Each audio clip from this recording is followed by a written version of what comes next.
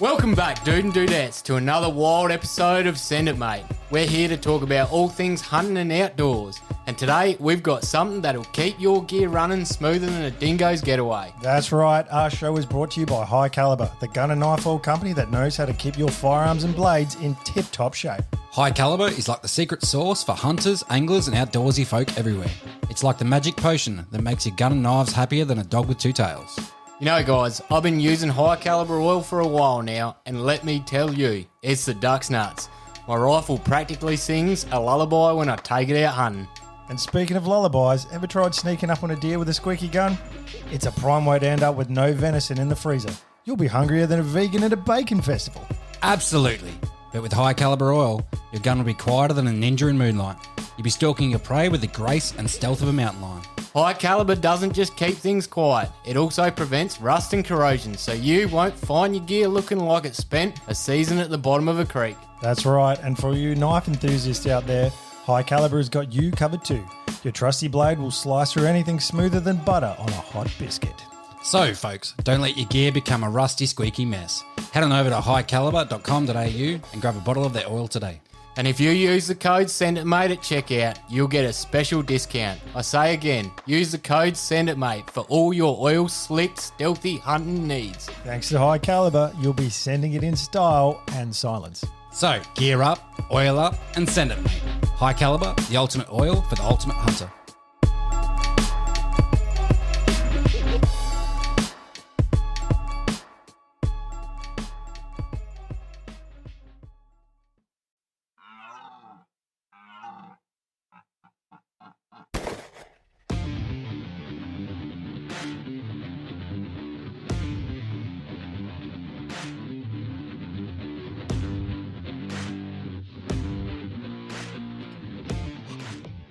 Hi? My name is. What? My name is. Who? My name is. We can Slim Shady. Nailed that one, didn't we? Oh, shit. Thanks for the inclusion. And Hey, No, man. that's all right. We're just like, we're doing our art, you know? Yeah. If you just wouldn't appreciate it, Caleb. Some fucking slam poetry over here. Yeah, it's because you adhere to the stigma of the man. Yeah, I have no idea what I'm saying, bro. I don't think you do understand. I adhere to the stigma of the man. What does that even mean? Does that mean I You mansplain and I mansplain? man spread and I have white What is the privilege? stigma and- of the man, though? You Does the adhere man to have the stigma? man. You don't know what art is. You don't appreciate it, mate. You could look at the beautiful painting and just be like, well, what's that? I mean, I can appreciate the fact that you two did something in perfect unison. Ooh. Yeah. I mean, it wasn't perfect, but it was definitely in That's a unison. compliment from Caleb, so we'll just take it. Hey, man, we're pretty much rock stars now. Yeah, but I was left out. Oh, sorry. You can be our Hi. manager. My name is Caleb. Sorry, I didn't get the memo on that one. Just took him to fucking graduate year five fucking 6 times. Anyway, it's not Slim Shady. I'm Caleb. I'm Josh. And I'm Ryan. And we're actually Senate Mate Podcasts. So, hey, what's going on? It's good to be back. I'm here in the flesh. I'm Back over again. COVID. It's run its course through my system. I'm feeling good. I'm not fatigued. How many jabs you had? Tell a friend. I had two. 2. I'm double jabbed, not triple jabbed. I did hear on the radio today some ad about not being considered fully vaccinated if you've only had 2. So you have to get they're pushing the third, which used to be called a booster. Yeah. Yeah. Get fucked is what I say. No, or now, like, I think now it's jab, jab, uppercut, motherfucker, because I ain't putting any more of that shit in my body. I've never had a COVID test, eh? So you wouldn't even know if you've had COVID. Well, don't want to know. If I don't know that I've had it, have I really had it? No. Is the cat really in the box? Do you apply the same logic to STIs?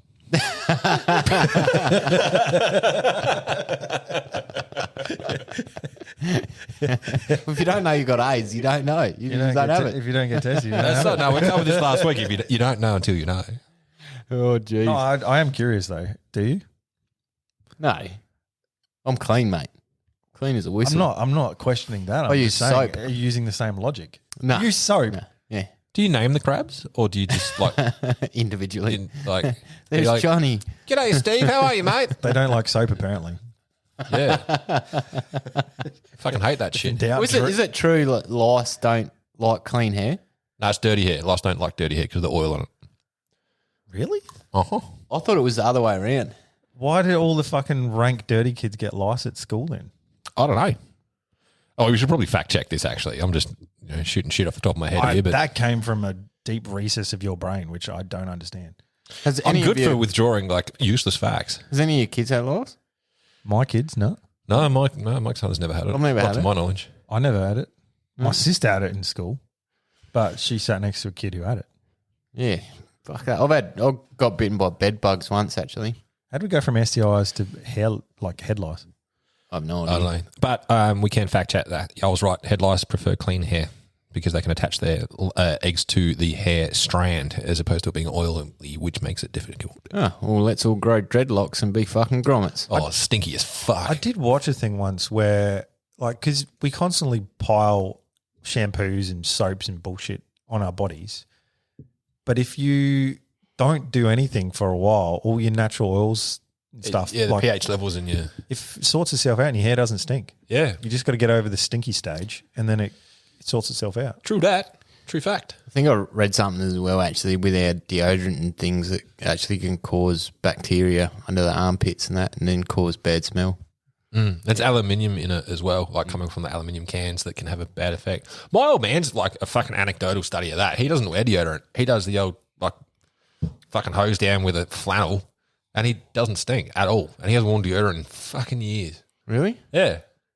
Like an aftershave.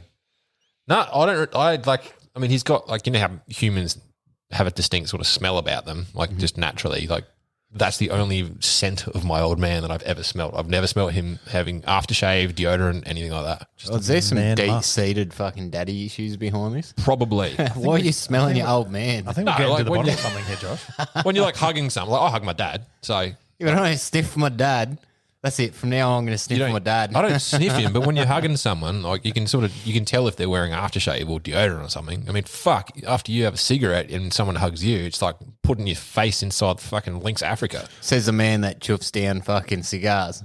that smell amazing. But your family aren't huggers though. No, not typically. I only started hugging my old man in like the last sort of 5 years. No, not even. Like, yeah, we're typically like you're right. My family typically aren't physically affectionate. I don't even know if that's the right Physically word. affectionate. Yeah, and you're right. Fuck, we are going down a rabbit hole with this one. We are. We might end up with the reason why I got divorced. But anyway. Shit. No, like Oh, wow, it's that escalated. well, it's true. Like, I mean, my dad's got Asperger's as well, so he's like fucking way off, and then I love a good burger. yeah, An Asperger. No. it's Asperger's, man. It's an asparagus burger. Fuck you, just Spina disgraceful. bifida, it's one of the bifidas. Fucking That's hell. funny. But no, it's like, you know, one of those things. You hug someone, you sniff them, and you know. Oh, I don't sniff my dad. Yeah, I so- sniff you guys all the time. I'm just picturing you going around sniffing people's asses like a dog. No, you got to do it subtly. So, like, if someone's sitting down at a bus stop, you like accidentally drop a pen or something like behind them, and then just it's a subtle turn of the head. Speaking of this, is just twigged in memory for me. Oh Jesus! I once saw Sniffed a guy.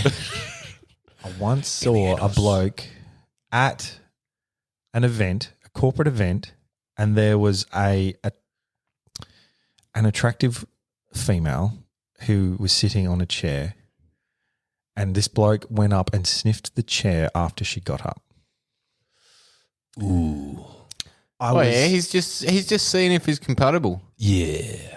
He's I just was bemused and disgusted in just all in one. Yeah, I feel like that's not far out of what you would do. That is I'd really That just, is- I can see you doing that. no, that is but you greatly do it very subtly. that was It's- greatly removed. Yeah, Nah. you at least wait till the end of the night when they're stacking the chairs and you're picking it up and you just like you can get a whole face in there. You don't just go up. Did to he it. did he go like to the seat or the back or like? Yeah, like did he pretend to drop something and then like sniff it, or just like Literally, bend down? she got out of the chair. He walked to it, put his nose to it while it was still warm. Oh yeah, just seeing if he's compatible, mate. It pushed the lotion on its skin. Pheromones are a part of attraction, As in, my he couldn't man. control the urge for his fetish. Clearly, Nah, Yeah. pheromones. Like- I've actually watched this one thing on YouTube. Actually, I don't know what the fuck. One it was. thing? but it was basically so there's a seat this girl would sit on, and it's got like an open back. So between the seat and the back part of the seat, sort of open, and she's obviously taped her boyfriend to the seat.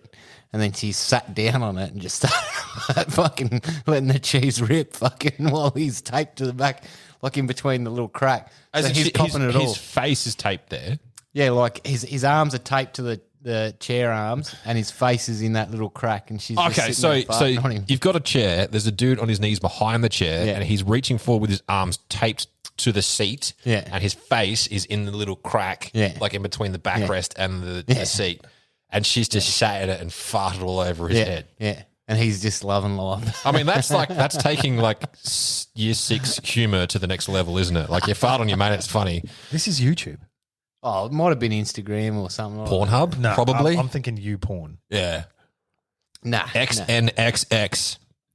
That's like on Jackass where they had Preston take a shit in a funnel thing. It was connected to Steve, I reckon, and he vomited in it. Oh. That of all the shit they did, that was probably the one I think I found the worst. The one that I found the worst out of that was when they got the fat dude and wrapped him in Glad wrap and made him like they drank his sweat. Yes. Yeah, that was right. Oh yeah, man, Yeah, that is the fat dude's Preston. Yeah, Preston. Yeah. Sweatsuit, that was called. the sweatsuit. Yeah, they got it and like funneled it all into this. Yeah, they ringed out his tidy whities.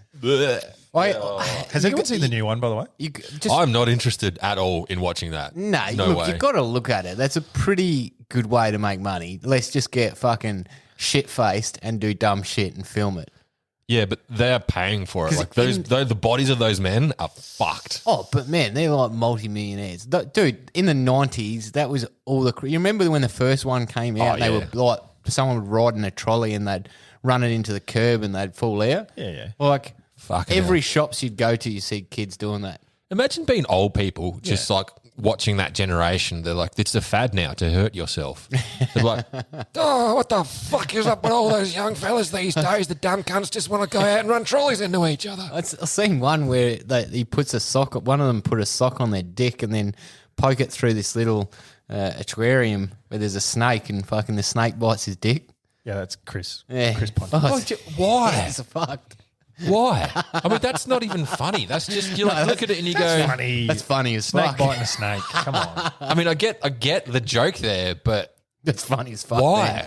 Like if I feel if we had slightly different lives and I was around when we were younger and we had access to what are those crackers that you put in a dunny? White people. No, Nerds. No, they're like a little fireworks that you put in the toilet and they'll blow the toilet up. And if we were at like a concert or something and there's a portaloo, I'd do that to you. Bloody oath. I'd drop a cracker in there before you walked in and then close the door and locked it from the house. See, that's funny. That's fun. Would you put your dick in a snake pit? Oh, for $100,000, yeah. Well, you're cheap. You dirty whore. I feel like you can recover from that. Yeah. Yeah, I mean, I feel like you can recover. yeah, you want it to be like like not a snake, a python pit or something, like something that has like hasn't got fangs. Oh shit! What's the craziest thing you ever did? Because like obviously that was a part of our childhood, Jackass. So it obviously had some sort of influence. And I do remember watching you push your brother or your brother push you off of a ladder whilst you were on. Me and my brother were doing that shit before Jackass was even a thing, man. Well, Like- don't think you were alive or coherent before Jackass was alive. well, before I knew about it, it's probably a better way of saying it. Before I even knew about Jackass, me and my brother would do dumb shit like that. So, but yeah, the incident you're talking about was, I think it was at your house, Caleb. It And was. I was like, Allegedly, I claim no was. responsibility. We had an outdoor Oh, cinema. you're talking that about the night. ladder thing? yeah, the ladder thing. Oh, So yeah, me and my that was my brother, house. my brother were doing backflips off the shed onto plastic chairs, and then I was climbing up a ladder to do it. And then as I was going, he's pushed it, and I've just gone like, this is like a fucking 4 meter drop, and I've just gone A over T, hit the ladder, and then hit a chair, and then it's that moment where everyone's laughing, and then my brother just goes silent. He's like, "You right?" And I'm like, "You're a fucking idiot!" And then like everyone's laughing again. But that moment where someone loses an eye, that was that moment. Yeah, if anyone watches footy, it was a tunnelling incident. So Ryan's up the ladder. His brother's just run at the ladder and hip and shouldered it and taken Ryan's legs out, and he's flipped off the ladder. Yeah. He's pretty fucking stupid. But they're both That was drunk. good. We were well, like drunk was an enjoyed it. understatement. I enjoyed it. I enjoyed that night thoroughly. It was good actually. Yeah, you've become softer ever since crashing the fucking quad. You think Softer. Actually. Yeah. It's the bruising, mate. Don't do so many fucking Bruising the crazy brain. stuff. Yeah. I don't think I've been presented with an opportunity to do anything particularly ridiculous. Oh, I did Well, we decline- can sort that out. I did decline my last offer to ride a motorbike, and I was like, no, I'm here to hunt, not get injured. Motorbikes are so much fun though. They are. So much fun. They are. You'll come off them eventually. Yeah. Do you know what else is fun? Shooting guns.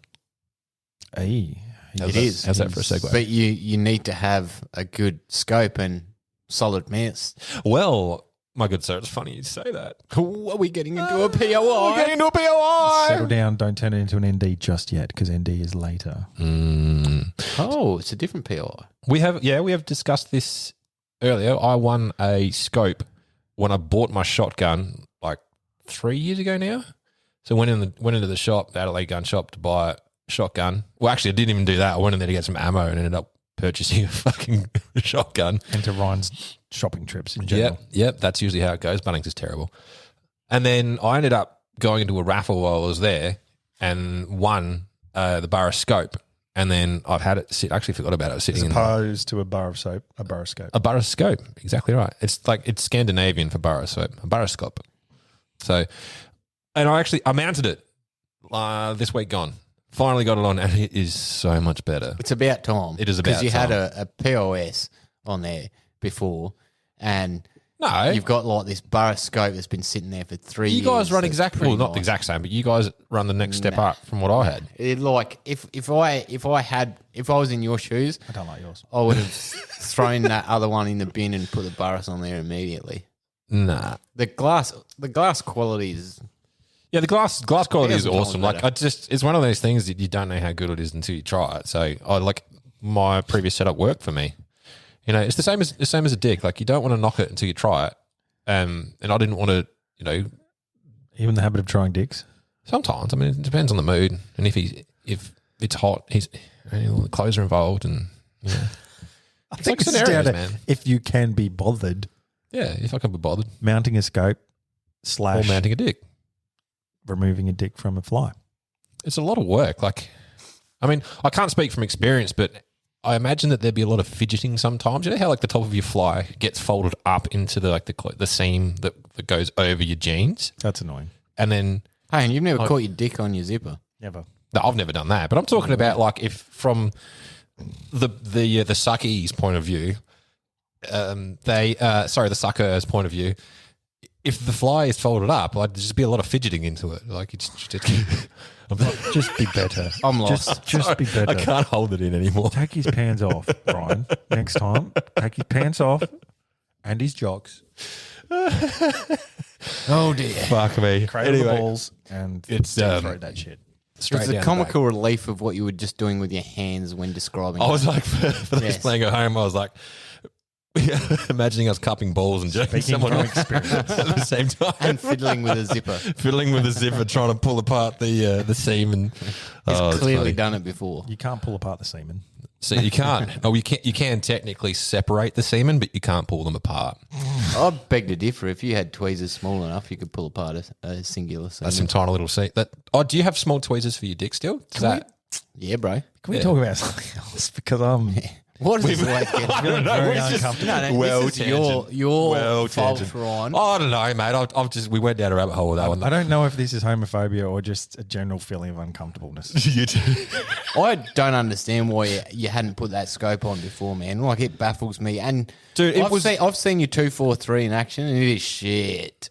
It groups terribly. Oh, I mean, that's probably partly to do with the shooter and Well, there could be other points to it, which we might get a lot. the rifle was doing what I needed it to do. Like, I wasn't taking shots out at 600 meters. I didn't have to stretch the legs on anything. Whatever I needed it to do up until this point, it's done it. I think with goodwill and grace, that's what was holding it together. Maybe.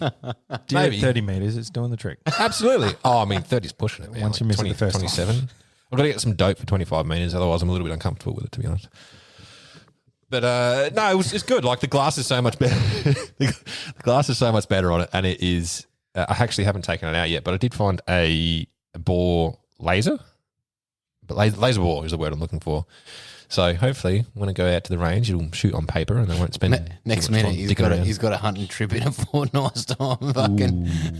Well, I do. Yes, My gun's not zeroed. There is. I got to get out between now and then when we go away, and Which isn't going to happen. Someone needs a day off. The Para range is $50, man. $55. Get down there. yeah, I'll get it done before we go out. You know, worst case scenario, I'll head up super early before everyone else and and go to somewhere you've never Scare been. everything go off. to somewhere I've never been before. No, I'll do the old. Meanwhile, you're on Brinkworth's property. It's like, oh, no, I'm just zeroing my rifle. Yeah. man. No, I'm just. If you see some road signs with holes in them, you know that I've been down there. Actually, that's something that's become less and less. You see, to be honest, like even like 5 years ago, there's certain parts of the country you go to and you just see bullet holes in every sign. Now it's fewer and fewer. Also, because councils are cracked down on replacing them. So if you go down, like the signs would be old as fuck. Like southeast around Lucendale, I know the council's there's cracked down on them, which is where a lot of the deer is for us. So if you're in that area, but I don't know anywhere else. I haven't been anywhere else, but yeah, man, it doesn't because looks untidy apparently with bullet holes in your signs. I reckon Who would have thought? It does. I reckon it looks fucking Australian. It is Australian. Yeah. Yeah. Never done it, but No, Yeah. government's all about that image bullshit. certainly you've seen some people do it on the past, I think.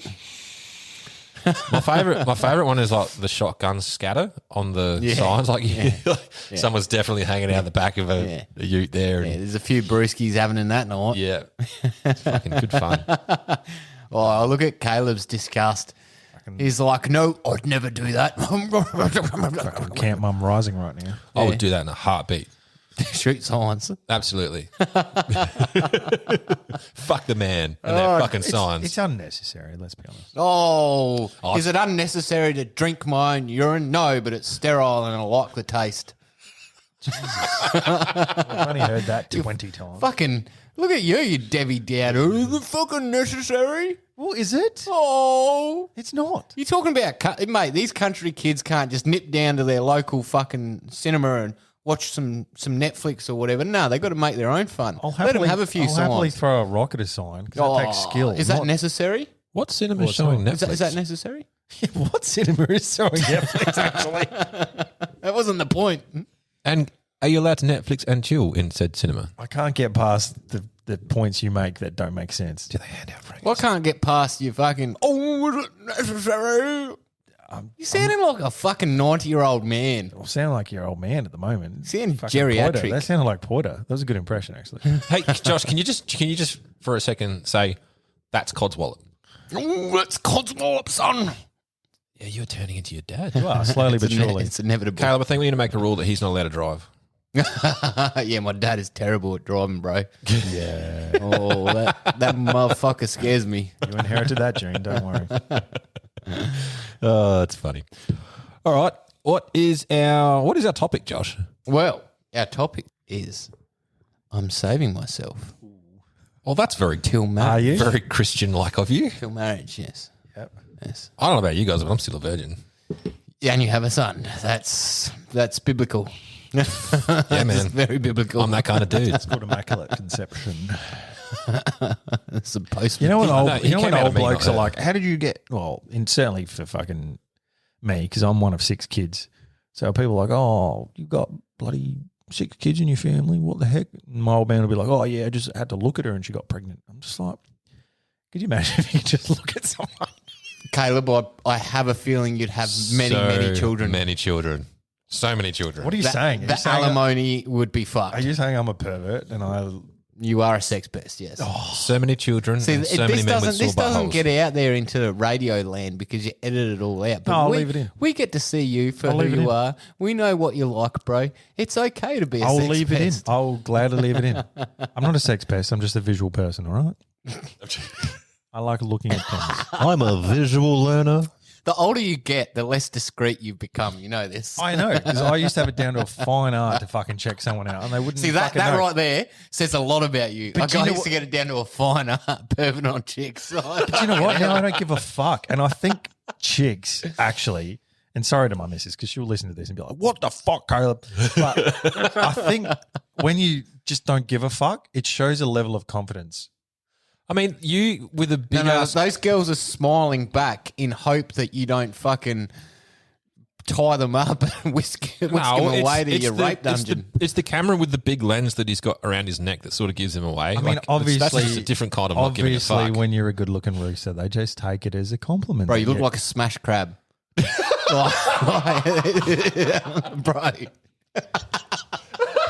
I look like a smash crab. If a smash crab had a big luscious beard. I'll break down your facial. There is nothing fucking handsome about you, bro. You ever smacked Nothing. a crab with Sorry, a stick Caleb's and it's like missus. half caved in the don't front want- of its shell? I don't want you to be attracted to me. That would just be weird. And you'll be in Ryan's predicament of fucking. Well, every undoing time we go away, I always get like torn between which one of you two I'm going to give the roofie to, and then it's like the opportunity runs out. So Then he just roofies himself and masturbates furiously. that's why I fall asleep in fields. Jesus, man. Nah. Well, Anyways, well, you, Actually, I've got one. I've got something. So we've shared a hoochie many times here we out go. in the high country. wow. So we'll all go backpack hunting, and instead of setting up an individual hoochie, we typically will put a couple together and string them up, and we all sort of huddle underneath, and we'll always kick Couchy out because he snores like a Where is this fucking going? freight train. You backpack. My and question I pack is, your bag. Where have is you this ever going? had a stealth wank or whilst under the hoochie with us? No, but I've pressed an erection into your back before. No. Was it? Who was it? I have definitely pressed an erection into someone's back before, but I'm unsure who it was. I purposely built up a little barrier.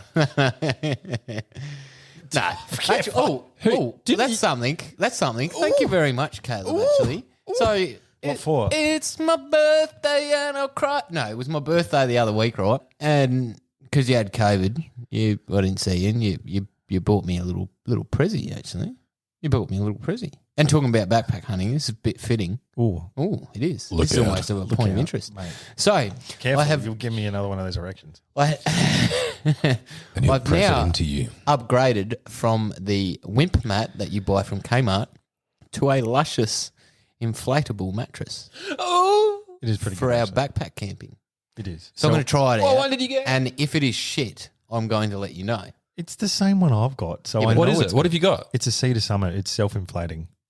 Oh, Yes. yeah. I don't know what the model or name of the model is, but it's by Cedar Summit. It's a self-inflating sleeping Yeah, mat. so I'll get to upgrade now. Maybe have a better night's sleep. If it's shit, I'll let you know. If it's good, I'll It'll let be you know. warm and comfortable. That's funny. I upgraded my sleeping mat as well a couple of months ago now. But Oh, you got to blow up now?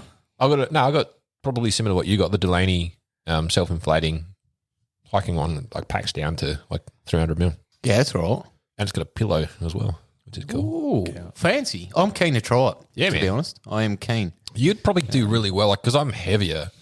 Like the pressure on the foam doesn't really work in my favor, but because you're sort of smaller than me, it's probably going to work really well for you. This one has like zones as well, like where it's built up for even if you're a side sleeper, your hips don't dig through. Ah. I mean, his baby out. making hips See- have always been a problem. See, this is something that I guess one of the reasons why I like the wimp mat, and because I cut my wimp mat into squares and then tape them so you can fold it, just because Just to make it less comfortable. no, because you can stick it between your frame and your pack, so you take up less room in your pack, or you don't have to strap it on the outside. But that's one thing I did like is I'd sort of dig like a bit of a hip sort of pocket when I'm out camping. Like In I the always ground do it. underneath your wimp mat. Yeah, and then the what wimp you mat will fold in, obviously, with that contour, and my hips do as well. It's a little bit of a trick because I found this out in the army when we were at some place, and then like in the sand, you sort of like just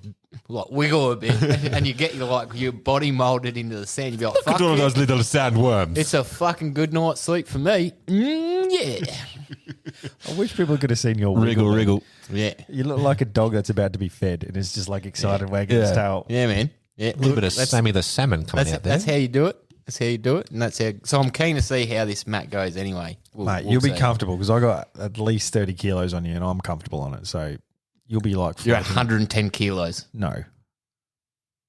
All right, I got 25 kilos on it.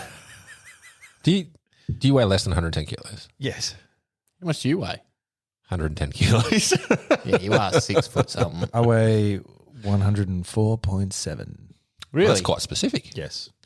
I've been weighing myself because I've lost 2 kilos in 2 weeks. Yeah, fuck. It looks like you've lost a lot more than that, man. I would have pictured it in the 90s.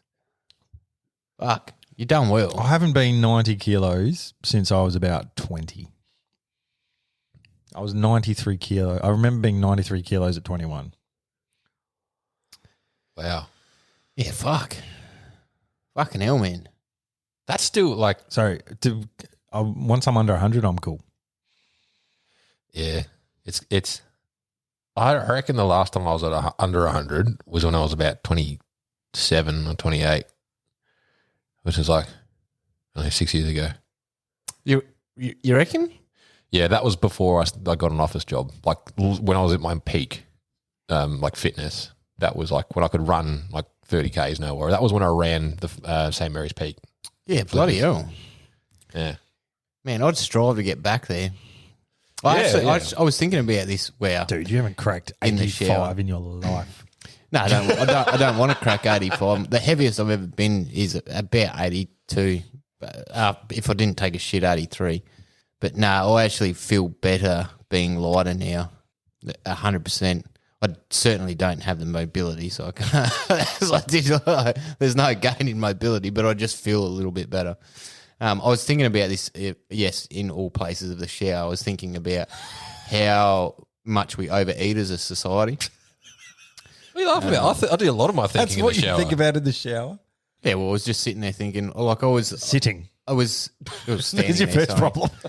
Standing there thinking, like typically I'm an advocate for intermittent fasting, one major meal a day and then basically just like hits of protein throughout the day, whether that's 100 grams of turkey or a protein shake or something like that. And I believe that we do overeat.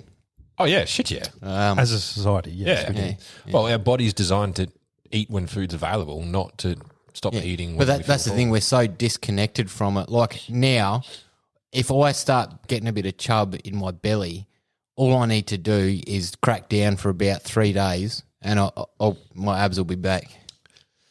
And it's about that turnaround 3 days because I go a little bit overboard having a few beers and a couple fucking counter meals or whatever, start putting on a bit of chub, but I can recognise it and go, okay, time to knuckle down. And I'm at that stage of my body where I know that, okay, well, if I just do a bit of intermittent fasting, 3 days I'll reduce that belly fat, which it stores typically on males very fast and cut back. But most people don't see it like that. Most people, they're like, I've got to have 3 square meals a day, this and that. And I'm like, no, you don't. Have you got abs? You'd be different because you're like, obviously it depends on the person. Ryan, you're 6, whatever. Of course, you're going to need a bit more food to get you going.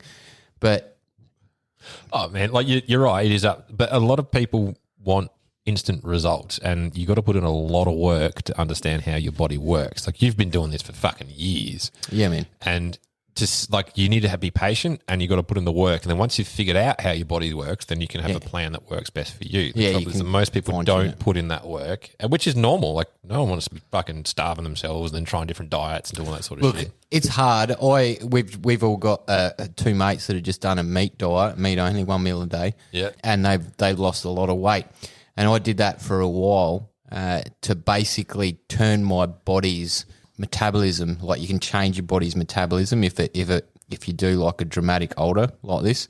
And that changed my metabolism and gave me the foresight to, I guess, be able to tell how my body reacts with food now. And you go through, like a real lethargic stage in doing so. And, about 2 weeks, I'll say, you're going to be a bit lethargic because you're cutting your food right down or you're just eating meat. So you're not getting any carbs, any complex fucking carbs or fats, et cetera. But after that, your clarity in your mind is greater, 100%. Yeah, that's true. It's different lengths of time for everyone. I tried it for 2 weeks and was not for me. Like, I just don't like being lethargic as fuck. And especially when I'm always just on the go, moving 100 miles an hour. And if I can't focus, it just drives me fucking nuts. So I would rather be a fat 6'4" guy than a skinny 6'4" guy and be able to think than be a skinny dude and not have that clarity. You've got to push past the lethargic stage, and that just comes down to if you can do it. I mean, operating in your line of work obviously takes a lot of fucking energy. So it's something. Dude, I eat like a fucking horse. I mean, you binge eat, and I have noticed it really you're bad. Right. Like 100%. if there's a barbecue or something like that, and once everyone's eaten and stopped, you'll typically go back and. You're actually a bit of an influence on Caleb and I because when we start seeing you eat, we're like, yeah, fucking food. Let's do it. Let's eat again. Oh, but you'll grab like the leftover bowl of pasta, which is like, serves 20 still in it, and you'll just how down on it, and you're like, well, okay. And I have noticed that with you. I do. But I carb load like a motherfucker every night because I typically I love sleeping, so I won't get up in the morning to do like a decent breakfast or anything like that. So I'll carb load like a fucker the night before. And because my job is very physical, I won't have to eat till 9. Yeah. And then from there, it would be like I eat like 4 or 5 meals a day. Like, but my metabolism is fucking insane. It's nuts. Like the amount of food that I eat is crazy. And if I made better choices, I'd probably be a bit better shape. But I fucking love pizza, man. That's because you're also a bigger person, so you simply need that. But yeah, that's true. Need more energy. If I can give you a bit of a tip for breakfast, actually, and my missus put us on this. This is Send It Mate's dietary advice. No, it's not. Don't take us fucking literally. No, but this has actually been really good. So I used to eat, I dare say, 200 grams of cashew nuts in the morning, and cashew nuts are obviously hot, like very dense in calories. And I started putting on a bit of weight. Yeah. So I stopped that, and I was like, I just want something in the morning. It was more of a habit. Can I just stop you there? What was it like putting nuts in your mouth every morning? Oh, salty. Salty and delicious, mate. Fucking delicious. And I'd do it again and again. Nah. But it was sort of like a bit of a habit when I was having my morning coffee and this and that. So my calorie intake was blowing out because of the cashew nuts. So, but I started getting because obviously my activity levels during the day are quite high. So I started. My missus put me on to yogurt. So it's Jewel. I can't remember the brand, but it's like fat-free yogurt, all the rest of it, fuck all carbs. And then I'd hate the taste. I fucking can't stand the taste. But she dumped a scoop of protein powder on it, and you just mix it through, and then you eat it. And I'm like, this is delicious. And you don't know bloating, no fucking sluggishness or anything. You're just like, I'm good to go. I'm satisfied. Yeah. I'm fucking satisfied. Wow. Caleb's like, diet? Oh, just seafood and eat it. What do you eat for breakfast, Caleb? While we're on the topic of food. Fucking hell. This wouldn't be a Sender Mate podcast without a fat shaming from Josh. I did not fat shame you. I'm just like, your diet, seafood. No, you fat shamed him. Yeah. When? Come on, bro. Step up. When did I fat shame you? I don't know. When we're at barbecues, Ryan eats all the foods. Do you know what? He's not lying. Fat shaming. I actually wait till everyone's eaten before I can eat everything else. You do actually scan the room and go, is anyone else having more? Is anyone else having more? You know, yes, I can fucking binge eat everything else. I'm the dude that's like, you going to eat that? That's me. The last ones, and if there's no reply, it's gone. Yeah. If there's like a potato salad or like a pasta salad, don't even, you got to get it. Oh, the fight between the pasta salad with us, though, all three of us, there's a point where there's pasta salad in the bowl, there's bread next to it, and we're all like, I'll fucking fight you for it. Yeah. It's like growling dogs at a fucking food bowl. That sort of coleslaw, pasta salad, and potato salad, those sides are just the fucking especially when you're a little bit, you had a couple of drinks under your belt and you're a bit peckish. You ready for the fat shame? Go on. That's why you're a fat cunt. Yeah. Anyway, I laugh, otherwise I'd cry. who fucking asked me what I have for breakfast? Ryan. I did. Yeah. What do you have for breakfast? Nothing. I don't eat breakfast. Really? I have like a coffee. Doesn't and, look like it. coffee and a crumpet. If I eat anything at all, normally my diet is coffee. Do you have abs? Do you? Yes. Can you show us? Like, lift up your shirt. Go on. No, the people can't see. Hang it, on, let me so- get my camera. No, I'm good. Lift up your shirt. Let me see your abs. Send the other day, all right? I just ate. bloat. Send nudes. Can you show us your abs? You bloat like a woman. Sent nudes. What do you eat for breakfast? I eat nothing. I have a coffee and that's it. And then what do you have for brunch? Nothing. What do you have for lunch? If I have anything for brunch, I have an apple. And for lunch, I'll have. Depends where I am. You actually said the other day you stopped making your lunch. I stopped making my lunch because I was sick of having fucking sandwiches and I'm sick of eating bread. So yeah, depends. that's a hard one. Like, Meanwhile, If your there's- daughters get like fucking gourmet lunches. Make some of that for yourself. I've seen what you make for your daughters, man. If I had their lunch as a kid, I'd be fucking Elon Musk. that's for them, not for What do me. they eat? What are your daughter? What are your Are you kids? serious, man? I've watched him do like fruit salads and it's. Oh, you got to lovely. you got to give your kids a proper meal. I So that, feed them well, yes. I cut up fruit. They have crackers. They have fucking cheese. They have Yeah. some bloody Twiggy sticks. They have all sorts. Yeah, mate. But they don't have any sugary stuff or any fatty stuff. They just have... Well, It's like pretty Whoa. much cut up fruit and... cheese is fat. I'm talking about like just Sugar is bullshit crackers. processed food. Crackers. what are you, the fucking food police? Gluten-free rice crackers are not that Nah, bad. they're good actually if you want a filler. Exactly. Rice crackers, bro. That's why I put it in there because they're tasty. Low- And low they're calorie. They're not fucking shit. Yeah. Oh, low calorie unless you eat the whole fucking packet. Yeah, but you get to eat the whole packet. Yeah. Do you know what I always? I'm a sucker for. Is it Ritz crackers? They're like the ones that actually there's a packet of them over there. The one Yeah. sitting on the bench over One there. sitting on. Yeah. I opened them up last night. It was like fucking 4 a.m. and I'm like, fuck, I'm hungry. And now there's only 3 biscuits left in the roll over there. You know they're Ain't no like fucking pretty thing. much sugar. I'm Yeah, sorry. yeah. Jats every day over Ritz. Nah, man. what the Ritz, fuck are Ritz? Ritz are like they like melt in your mouth. Yeah. Jats are like oven baked, just like a cracker. Like fuck that. Oh, but yeah. They got the Racism new intended. fang-dangled ones now that are like they're like apricot and like seeds and shit in them, and they're fucking divine. What? Yeah. What they're the fuck are you Oh, talking I about? know the ones you're talking Like about. the gourmet ones. Yeah, they're fucking. Oh, it's like dried out. It looks like dried out meatloaf, and it's got Yeah. like dried fruit and shit. Nah, that can nah. suck a dick and Gluten-free. fuck off. You put a bit of No. like that cheese that they do, like the flavored cheese, like cream cheese or whatever. sour Brie? cream.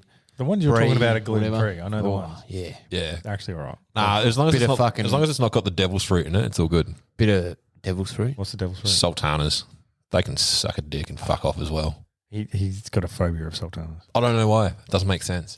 But I'll Like, eat Sultana bread. How good? Weird. Like your mum used to make rice pudding. She No, put my salt- mum couldn't make shit, Okay, but my grandma used to Well, she make made rice you. pudding. but I'm just saying. Anyway, I think she fucked that up as well. but rice pudding with sultanas in it. Fucking hell, bruv. You got to get that in you. It's not bad. Nah. Not bad. Him, he'll have a fucking aneurysm. Nah. Anyway, how do we become a fucking health and wellness podcast? I don't know. Like, Welcome. yeah, I know. Mate, it's part. Well, all right, I'll relate it. Fat shaming All with this Josh. we do To say that. to be better at hunting. There you go. Fucking. I thought you were going to go Richie like. Gat. I thought you were going to segue into like I'm saving myself, which is the topic that we're supposed to be talking about. But you Which we went into it. No, and he's it saving just stopped. himself. He's saving his body. He's saving himself through healthy eating and maintaining a six pack. okay, yeah, I can see that. And a six pack. being Yeah, he won't better at show the us. hunt. So I'm more efficient, So was stronger, was there a faster, H or better a C? That you, the hunt. Oh, the hunt. Okay, sorry, I Hunt. misheard you there. Oh, he's definitely not better at the sea, Ooh, are you sure? dude. I'll fucking win that competition too. Fuck yeah, you Oh would. wait, You sex pest, wouldn't you? I cannot wait to see Yeah. the look on people's face when they listen to this and they You can should hear see the his sound top of Josh's drawer. tongue going. You should see his top drawer by his bed. It's just fucking sex toys, mate. Mate, It's all like dick clamps and fucking. Don't you ever shit draw like of that. sex toys? they say you're an I don't even expert. own a drawer. Spend 10,000 hours doing anything, mate. You're an expert. Trust me. Fuck off, mate. That's a lot of hours 10,000 playing hours with yourself. playing with yourself. Yeah. yeah, he's got nothing. Yeah, he's like, I wank 1 hour a day as a minimum. That's my gym exercise. I've only done it 10,000 times in my life. New PB. Actually, I'm trying to do the math on that. How many years of how many? How many cranks have I had in my entire life? Well, let's collect the data and do a thing. Let's not. Let's move on. Anyway, what? I don't even know. Did you cover what you wanted to talk about, Josh? Well, he covered the topic, which topic? is I'm saving myself. Okay, I can't remember what we've spoken about. We've gone through so many rabbit holes already. It's your turn to break down the topic. Okay. So yourself. I'm saving myself. I've interpreted this one as a Interpreted. what did I say? Interpreted. Sorry, it's 2 weeks in a row. It's fucking doing my head in. Oh, really? I've been saying it wrong my whole fucking life. Jesus, you've been saying I've been interpreted. Fuck. Wow. Sorry, I could not say anything that time. You know when you know Interpreted. there's that saying when you're the smartest man in the room, you should leave. And he's gotten up and walked off. I don't think it can be compared to Interpreting. when you have a physical reaction to someone saying something stupid. Interpreting. It hurts a little bit. Like my arsehole twitches. Does it? Yeah, it does. A bit? Yeah. Yeah. Okay, I Stop putting things in it. 10,000 hours, mate. it's a reaction Don't to feel the rubber compound. It's fine. Which he is allergic to. I'm allergic to latex. I'm allergic to elastoplast, It's not the latex. same fucking It's shit. the same thing. Right. So See what you've been doing wrong. I'm Fucking wrapping your dick in elastoplast. Anyway, let him break it down. Do it. I'm saving myself. An exclamation. I'm saving myself in terms of four-wheel driving and being stuck. So we've all been four-wheel driving. Why are you looking at me like that? Because I want to know where this is going because you're full driving shit. Well, I'm not going to lie. I definitely have a knack of getting myself into places that most people wouldn't. When you spend 10,000 hours stuck, I'm an expert. Oh, shit. So getting stuck. The question that I want to open with is, have you, like, when you get stuck the first time, you guys remember the first time you got stuck in your own four-wheel drive, not someone else's, but your own? Never been bogged. You've never been bogged ever. Personally, never been bogged. I mean, you've only owned a four-wheel drive for the last 6 months. 1 year. It's been 1 year already. Just about. And he's Just taking about. it Just out about. once. Okay. All right, well, 11 months. Okay. So you don't count. You've not had the opportunity. Josh, the first time you got stuck, do you remember it? Yeah, man. To be fair, I've taken some two-wheel drives into four-wheel drive places. And Oh, still we'll not get to been that. That's part of it. Like the whole I'm saving myself and taking the risk and that sort of thing. But Yeah, look, I remember everything. And actually, when I first started full driving, so I had a Nissan Navara, the old 3-litre, and I didn't really know what I was doing off-road. And I had a friend that did, and we were in Tullamarine National Park, just hooking around there and going through the logging areas, and it was wet. And I actually didn't know what I was doing on the major crossings, so I would let him drive and talk us through. And he used to get my car stuck, like so it wasn't even you getting your car every stuck. time. It was to start with, man. To start with, and then I took over, and I had this weird thing for a while where when I started building up some confidence and started going through things myself, I would check the deep holes, like get out and check the deep holes, drive through it, not get stuck. But I'd come to like this puddle in the road that looked like it was an inch deep and be like, yeah, no, we'll make that. That's fucking nothing. Drive into it and and I'd just get stuck. I'll be it's like, always the little ones that get you. yeah. Yeah, that's funny. Like the first time I actually got stuck. So I can't even remember. It was the first four-wheel drive that I had. Actually, no, that wasn't even a four-wheel drive. The Rodeo was the first Ute that I got. That thing was awesome. I'd tell a lie. I have been stuck. Continue. Okay, we'll circle back to that. No, it would have been my Nav, actually. It would be the first one that I owned that I got stuck, which was fucking 10 years ago now. Almost. And it was in sand. And you know how you have that, like I just bought it and we took it away, I think it was like a month later. You know how you have that first, like your new car, like sort of Cringe period. yeah, and you're like, oh, yeah, no, don't. Like, it was the perfect storm for me to call my wife a cunt, which I did. She wasn't my wife at the time. But she And was ladies very and gentlemen, impressed. this is Ryan. Yeah. From Senate No, Mate. it's actually quite, like, it's Perfect storm to call your wife a cunt. yeah, not as in the sense that it was a good idea, but it was like I hadn't slept, like a car full of people. I've been trying to figure out how to get this thing to work in the fucking sand dunes because I'd never driven in sand dunes before. Oh, so it wasn't then- justified. You just did. No, oh fuck no, I wasn't justified. No, Jesus Christ, no. There's no in no scenario at all where I should call anyone that. That's where I thought you were going. Seriously, no, God, no, no, A plus B equals. cunt.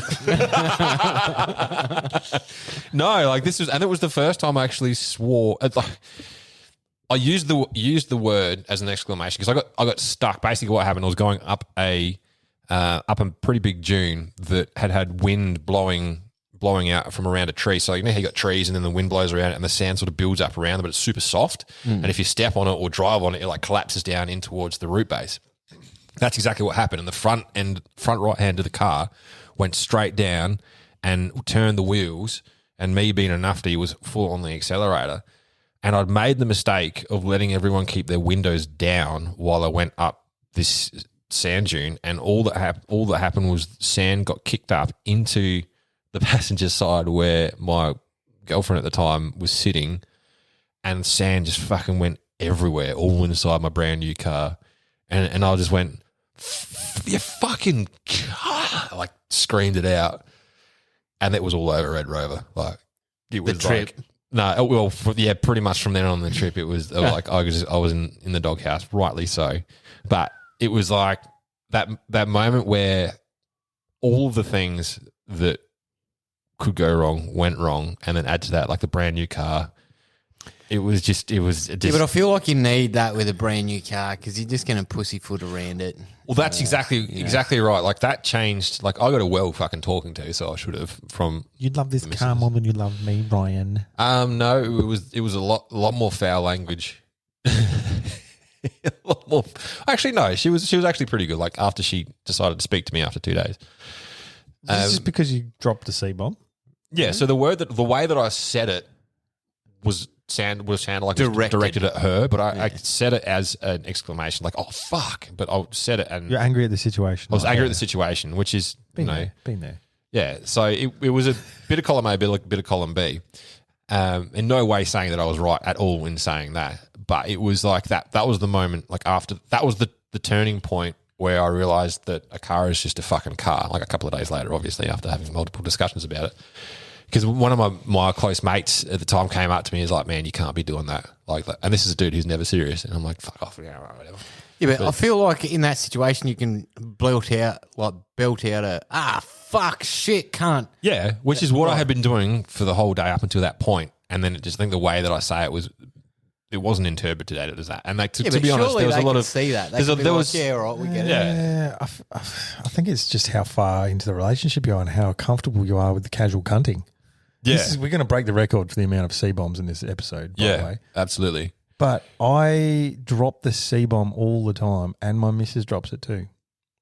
Yeah, but it's Oh, not, it's yeah, not like- a bad word. It's not, yeah. So it's not about the word; it's about the way that it was interpreted, I guess. But that's not the point of this. The point of it is like, Did it again. He's done it 3 times since I fucking pulled him up on it too. interpret. Oh fuck! Now he's going to get me every time. I'm going to keep saying I'm interpreted. going to call you a cunt in a minute. Yeah, go on. Maybe might sort me out. Yeah. So the the point is, like I'm saving myself was like when you get stuck, like you want to get yourself out as quickly as you possibly can. And like this is sort of linked into when you first got stuck. Did you ever think that you couldn't save yourself and that you had to call someone else? And Nah, Josh saved me. I remember the situation now. oh yeah, so what happened with you the first time Salt that you got Creek. stuck? It was Salt Creek. I'd bought a family vehicle because I was about to have kids. No, say it what it is. What? A fucking tampon on wheels. All right, it was a tampon on wheels, Josh. It was a family car. Yeah. Yeah. It was a car because I was about to I have didn't a- understand why you didn't buy a ute. because You can was put kids in the back of a ute. family car. A Is it ute is X-Trail? a family car. It was when I bought an X-Trail. So it was a brand new Nissan X-Trail, like 2013 or 14 model. I can't fucking remember.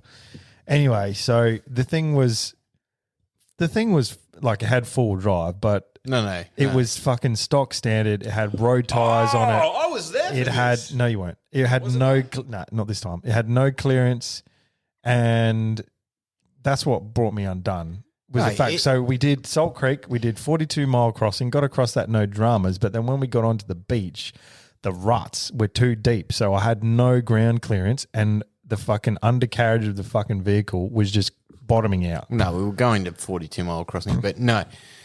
No, we crossed there. What had happened, I see, when you got stuck, I actually said, oh, give us a shot. I got into the driver's seat and I put it in drive, put my foot flat, and there was nothing. Because the traction entire control? bottom of my No, your wheels weren't spinning. The engine was not revving. I had no ground clearance. There was, but if you're sitting on your belly and you're revving it and you're in gear, well, the wheels are going to. It was an automatic as well, man. So let's cut to the chase. It was not the right vehicle to take to Salt Creek when the beach was churned up to fuck. So No, it you wasn't. had to drag me out. Yeah, and there was no toe points at the front.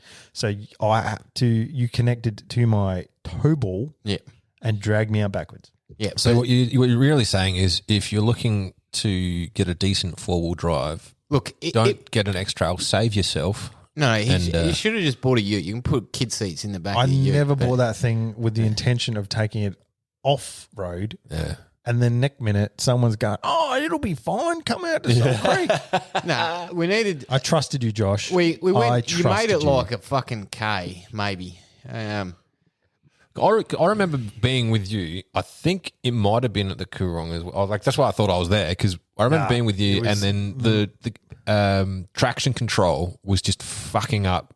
Like, it was turning itself on and off. That was Gulwa, I reckon. See, Gool was easy except for the entry. And once that, because like that entry is soft and everyone churns it. As soon as you're on the Gula itself, that's it. You're fine. You just fucking lick tips down to the fucking. And I got this sick spot. We should actually go. You don't say it on the podcast, and everyone is no going to fucking no one go will there. know where. When you get out, you go right. There you go. That'll throw them off. They can only go 3 other ways. So you gotta. That's funny. But Or forwards. What? with Forwards goes into the waves. if clearly So you've I'm gotta saying go go in right, backwards. they're gonna think not to go right. So they've only got forward, backwards, or left. So and back where forwards they came into from, the ocean. Back is where you came from. So there's one direction they can go, eh? This has turned into something a lot harder than it needs Anyway, to be. there's a fucking awesome mulloway fishing spot down there. Cool. Yeah. And it will remain. Yeah.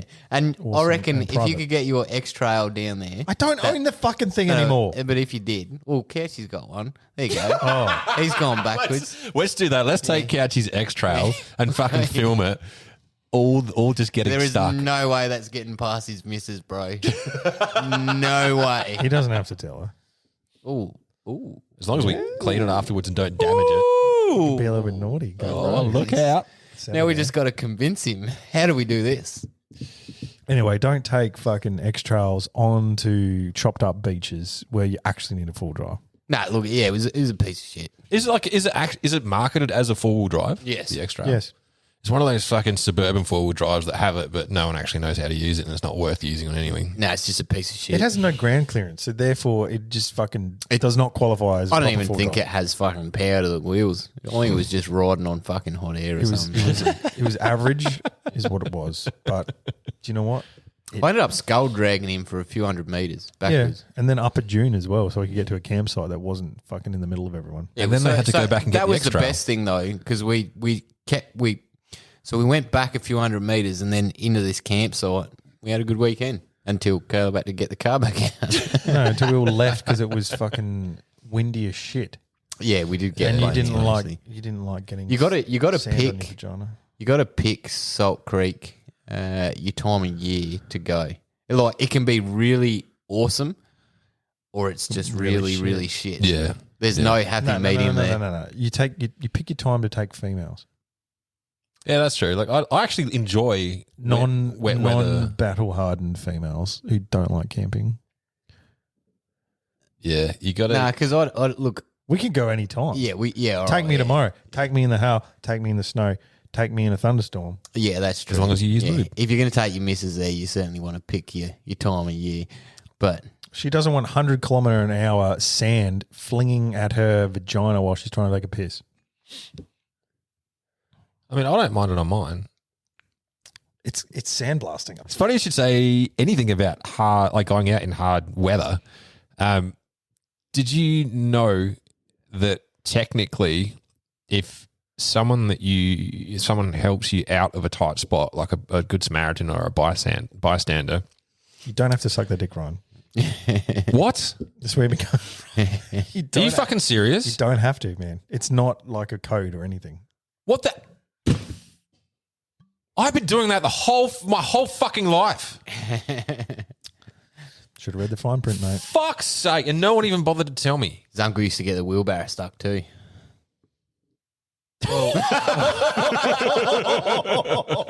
That's dark. Wow. Fucking dark. Wow, I nearly jumped onto that one with a follow-up joke, but then no way. I've met all his uncles too. I'm like, which one? When it comes to insulting your own family in that sort of light, Sorry, man. I didn't mean it, but Oh no, I was the one that was going to make a joke that was worse than that, so I'll bite my tongue on that. Now, you can technically someone can sue you if your vehicle gets damaged and you pull them out. They can say that you didn't ask them to because you've gone under the guise of being a rescue vehicle. Technically, if you meet this is certain criteria, why you crack out your fucking phone and film it.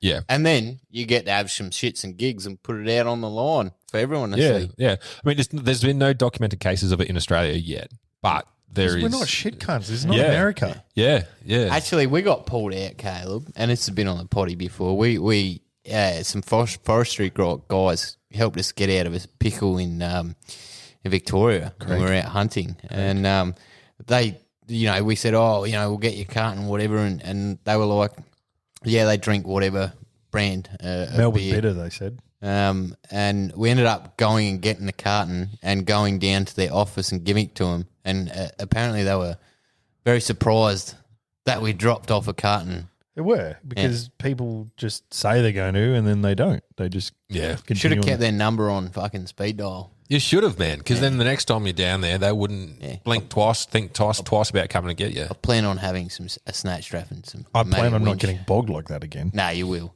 That was a fucking. So it was the once again. It was that little puddle that looked like nothing, and no need to check it because it looks like nothing. Straight on the belly. What gear do you have now? That you like? What recovery gear do you take? Snatchies? That's it. That's it. Yeah, I'm the same. I need max tracks actually. His car actually goes into full drive now, so it should be all right. Oh, did you fix that, or do you now carry a hammer instead of a rock? Nah, just a hammer, bro. Just tap it. It's good. Just Sick. tap it in. Yeah, it's a little alternate Solenoid. solenoid that I'll need to replace. But yeah, if you tap it, she's good. Yeah. Well, that's a story of your life, really. If you use full drive every month, like put the car in full drive, it clicks in and stays all right. But if you leave it for longer than that, yeah, you So need you just to got to lube it up and tap it in. Yeah, regular use. Regular. I can't even fucking talk. now. Regular. Regular use. Yeah, Regular. something that your car needs. Bit of fucking I full use it driving use. every day. I don't get that. Was that a Use, joke? Full driving use. And last time we went full driving Full together, I'm the driving only one who didn't get stuck. How many 'cause you did times nothing did with you your guys? car? You jumped in my car when I got stuck to help other people get out of the stuck. And the reason why I got stuck is because Ryan parked and I had nowhere to go. Except You forgot where your right foot was, is why you got stuck. no, we literally went into the soft sand. and Ryan stopped. up this sand dune. Maintain power. Third gear, flat Incorrect. stick, mate. You good? Oh, that's my. You I change guess gears that's too my Tip of the advice. Nah, is all I do is look at shit and go, okay, it's soft. All right, I need this gear. I need some lube. I need a quality internet connection. Yeah, this gear and motivation. flat foot, and that's it. That's about the extent of pretty much how I tackle it. Yeah, man. Yeah, for sure. Well, how do you, Josh, tackle this week's topic? Is the question I've got for you. Well, I tackle it with a pee break. Segue of the year. I got a piss. What a fucking downer. You're going to go look at something soft for a bit. Well, I got a piss, man. He's going to go play with something soft for a bit that'll probably get a little bit hard. Borderline whether I keep this in there. I might keep our piss Do it. breaks in the podcast Keep just our to piss shame you breaks. on how much you need to piss. I managed to do it while we're still talking. It's because I'm not a shit cunt that just fucking bails on his mates. Fuck me. Right. Which is exactly what he's just done. Pause.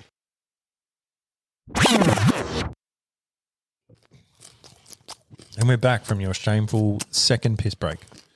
We are. The shame. And what have you decided to start eating? The shame. I'm fucking starving, man. You sound like a fucking parrot eating bird seed. Hey, Connie. Did your parents teach you to eat with your mouth closed? Your parents teach you to fucking talk? Yes, hence where I can do it. What are you trying to say? Yeah, chug us a couple of them. We're not eating. Oh, okay, we're eating biscuits. Everyone, Everyone excuse the nom nom. we're eating fucking. Nom, nom, nom, nom. I don't think any of us have eaten dinner, and it's fucking 9:30 at night. I've eaten dinner Right, Ryan's eating dinner. twice. Yeah, I've eaten dinner. I haven't had dinner. It's because you're not very organised.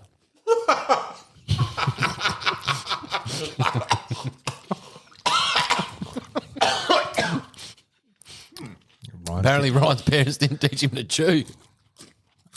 he still gags on a cock. I had He's a, the um, most practice. I had a bit of bicky in my mouth when I breathed in. Oh, look, I had to pause as well Hey, because I had to go get a coating because actually this podcast is hard work and I've got like tinnitus in my ears and then my headphones are they make my head ring like a champ. So, And if you want to donate to the fund that's supporting Josh in all of his hardship, you can. Just call 1-800. Go fuck yourself. you know what? I'm going to eat another fucking rice. You know what? fucking I now. think we could branch out and go into some sort of fucking ASMR bloody shit. If I knew what ASMR was, It's when people like do things and they make it's for your audio listening pleasure where some chick just like says things seductively or like It's all like the lip smacks or fucking. really quiet sounds that you typically wouldn't hear.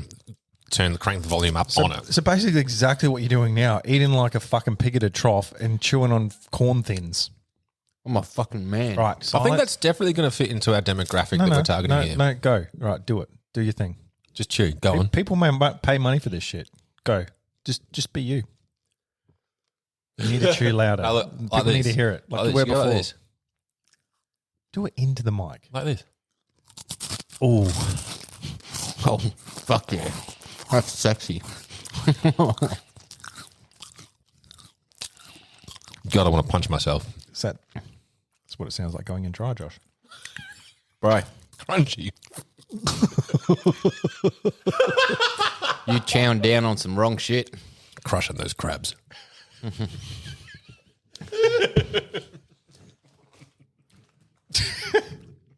You've all lost your fucking bullshit. Josh doesn't break hymens; they fucking crackle open like rice paper. Break what? Do you not know what a hymen is? It's a musical instrument. A harp. That's exactly what it is. What the fuck's a hymen? Or just put that in the box of things you don't understand what they are, like foreplay. No, it's kind of like an oboe, but a little bit different. See, that's why I It's don't called know. an oh no. No. Fucking eat it, don't spray it. You mean say it, don't spray. No, because it was eating a fucking biscuit. Got a mouthful of Ritz, man. You're making me laugh. What do you want me to do? See you at the Ritz. Anyway, break down your topic. And let's stop eating because people are just turning off in droves right now. Whoa.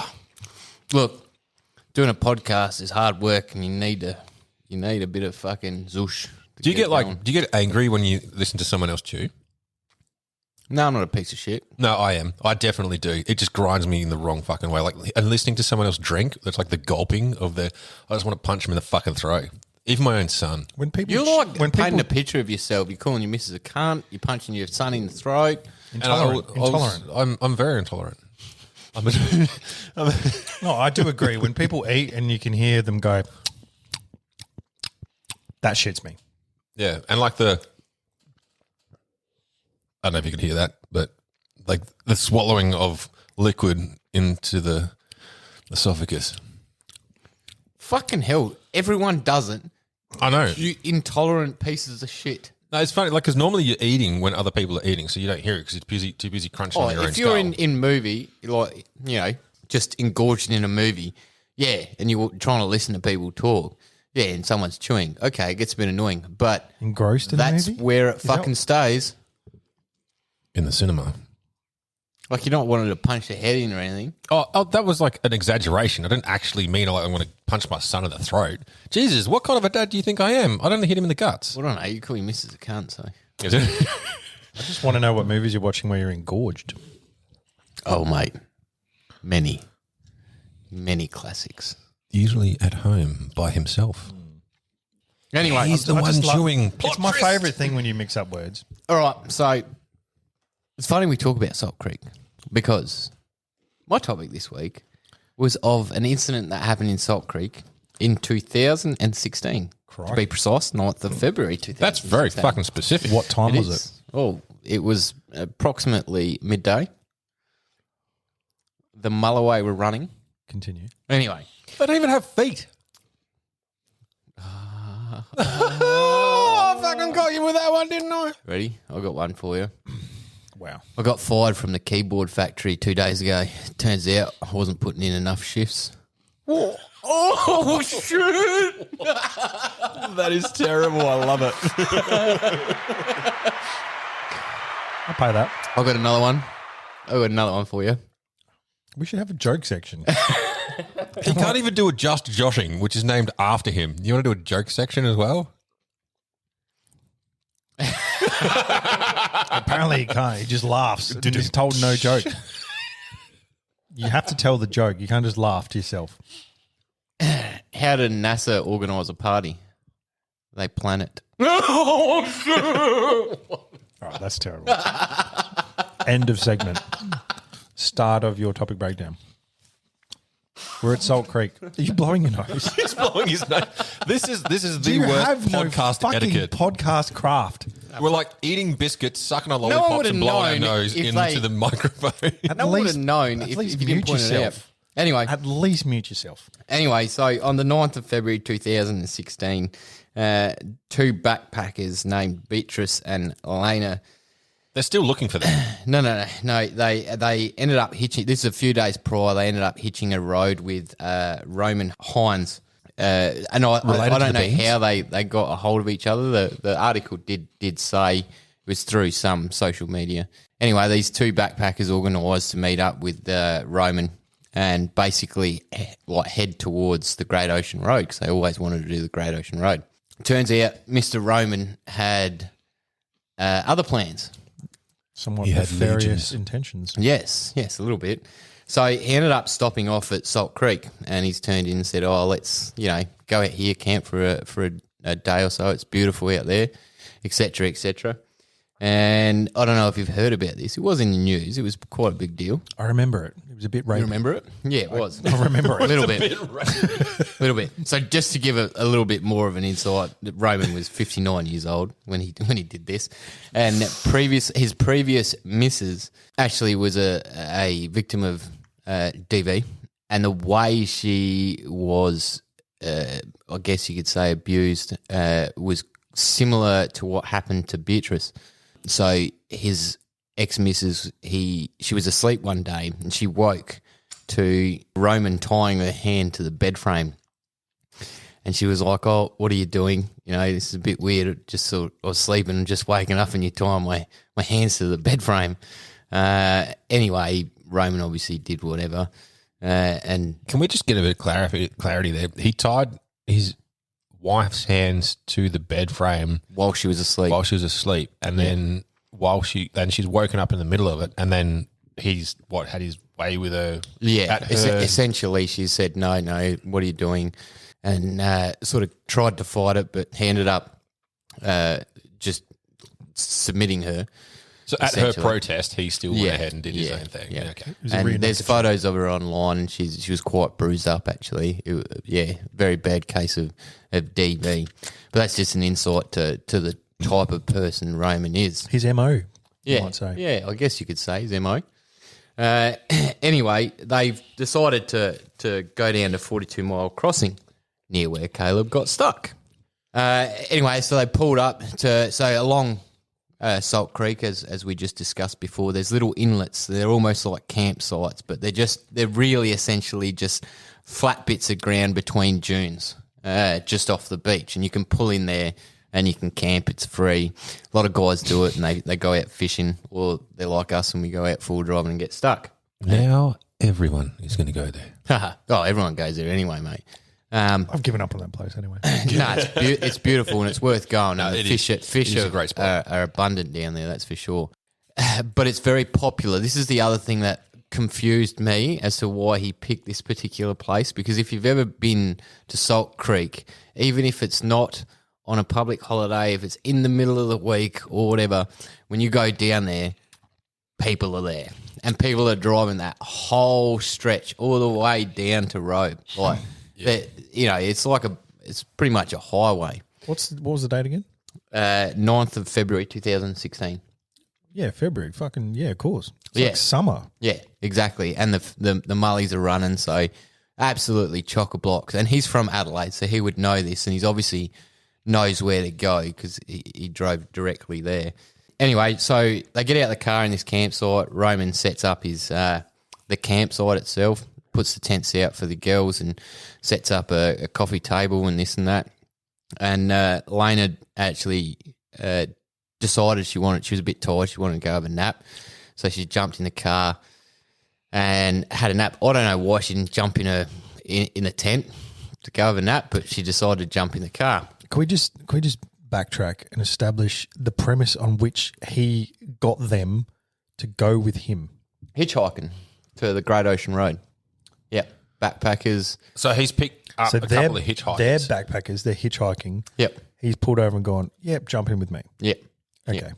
Now, they both thought he was a bit weird and a bit strange to begin with, because he was sort of like, like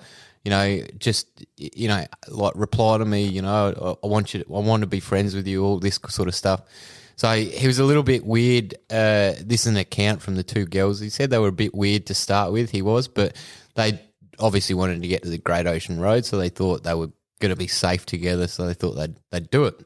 Anyway, so he's pulled into camp, set camp up, and Lena decided to go and have a nap inside the car, in which Roman has pretty much told Beatrice, I've seen some roos over the sand dunes and some tracks. Do you want to go have a look at them?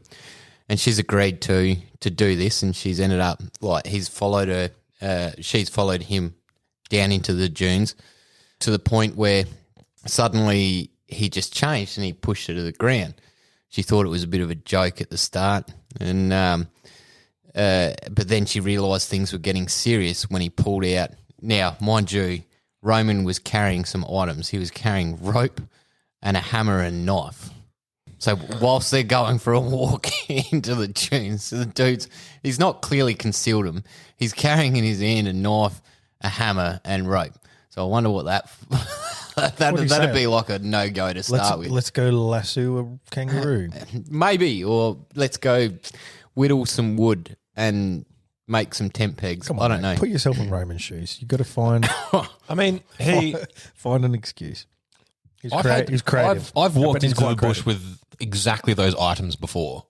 With a random. Minus a random. Yeah, I was just going to say minus the random. So Yeah, there you go. if you're talking about, like, Why the fuck have you just walked in the bush with Look, rope if and he's knife clever and enough, hammer? he could sell that to her, put it that way. Yeah. Look, I think you could, but at the same time, you'd be like, oh, I don't know you. Oh, we're walking, quite a few hundred meters away from the car. Oh, shit's getting weird. Stranger danger.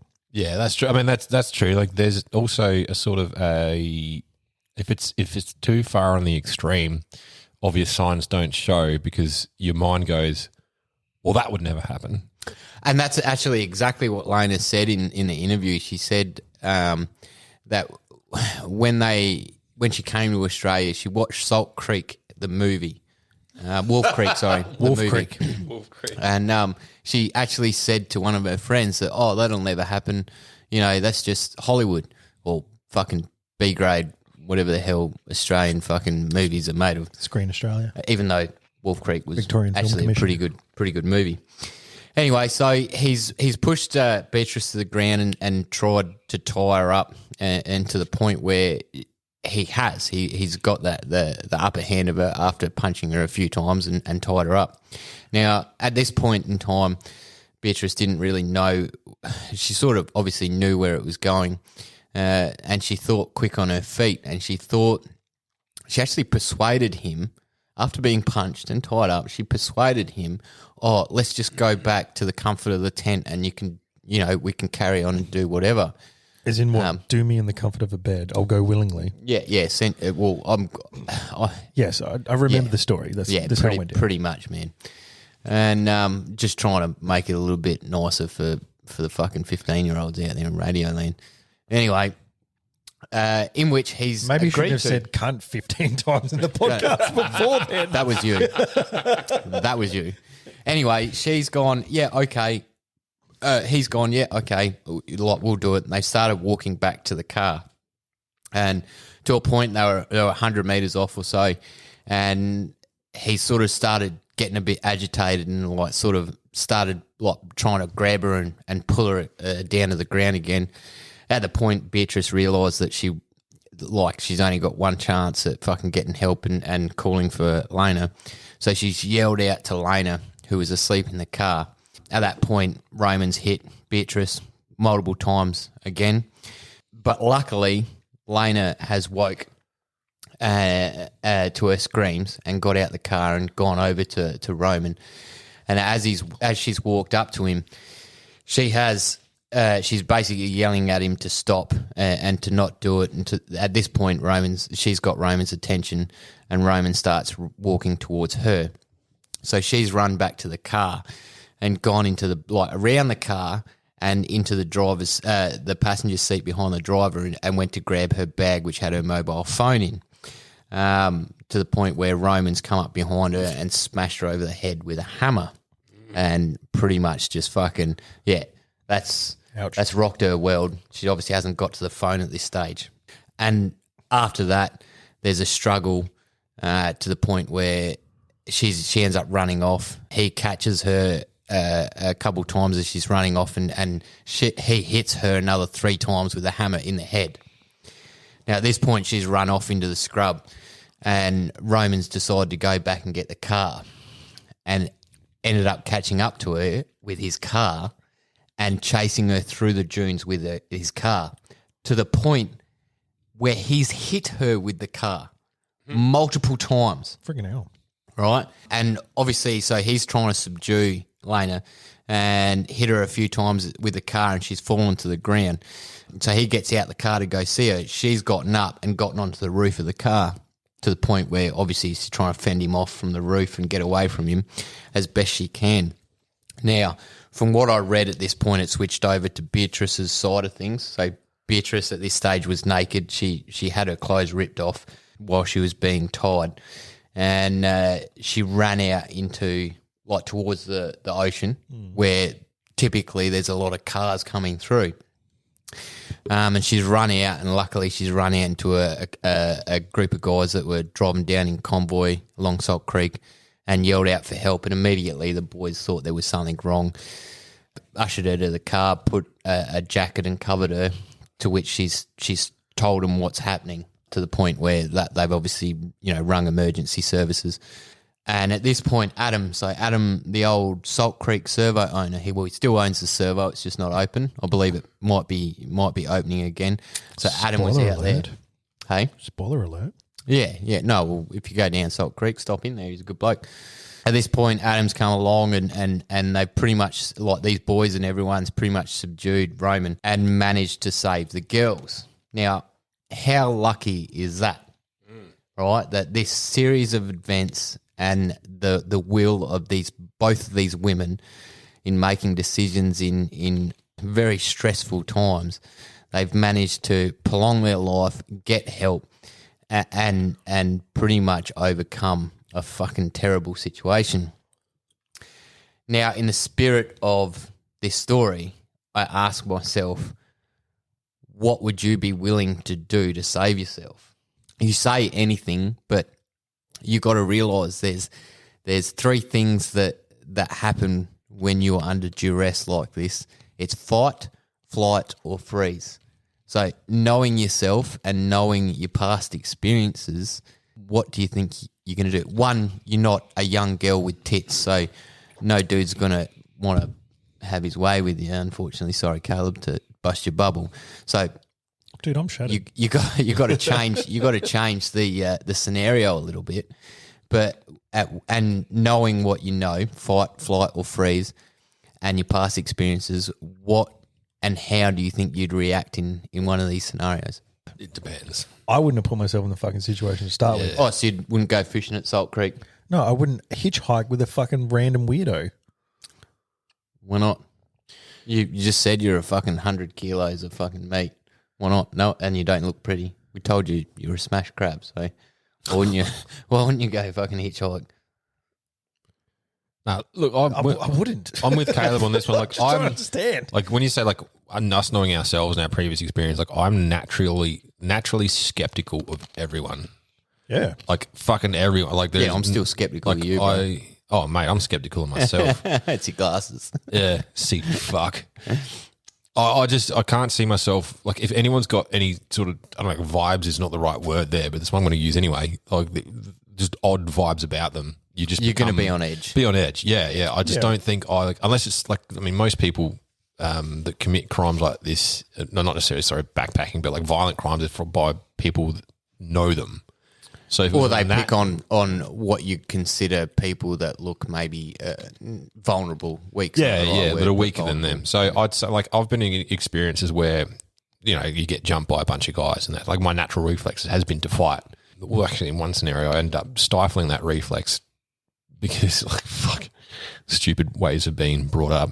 But when, I mean, you can dive into that if you want, but I would say that if I ever got into that situation, I'd say it'd just be like, fucking teeth, claw, everything I could. Oh yeah, you grab the nuts and twist them, man. Fight, like, yeah, bro. fight fucking dirty. Yeah, you rip like, them nuts really, off, mate. Yeah. I think that would be my reaction if I ever found myself in that scenario. Yeah, and this is the thing, like, if you're in an unfair fight, you're in the wrong fight. So Yeah, you know, exactly right. if someone's bigger than you, that's it. Vulnerability. I've got another question to ask after this, but I want to hear what you would do, Caleb. I already told you I wouldn't be in that situation to start with. Okay, so if you found yourself into a fucking dire situation, all right, smart ass. So if I changed genders, became a vulnerable female, and there's a dude. So you just walked out the front door, yep, we're there.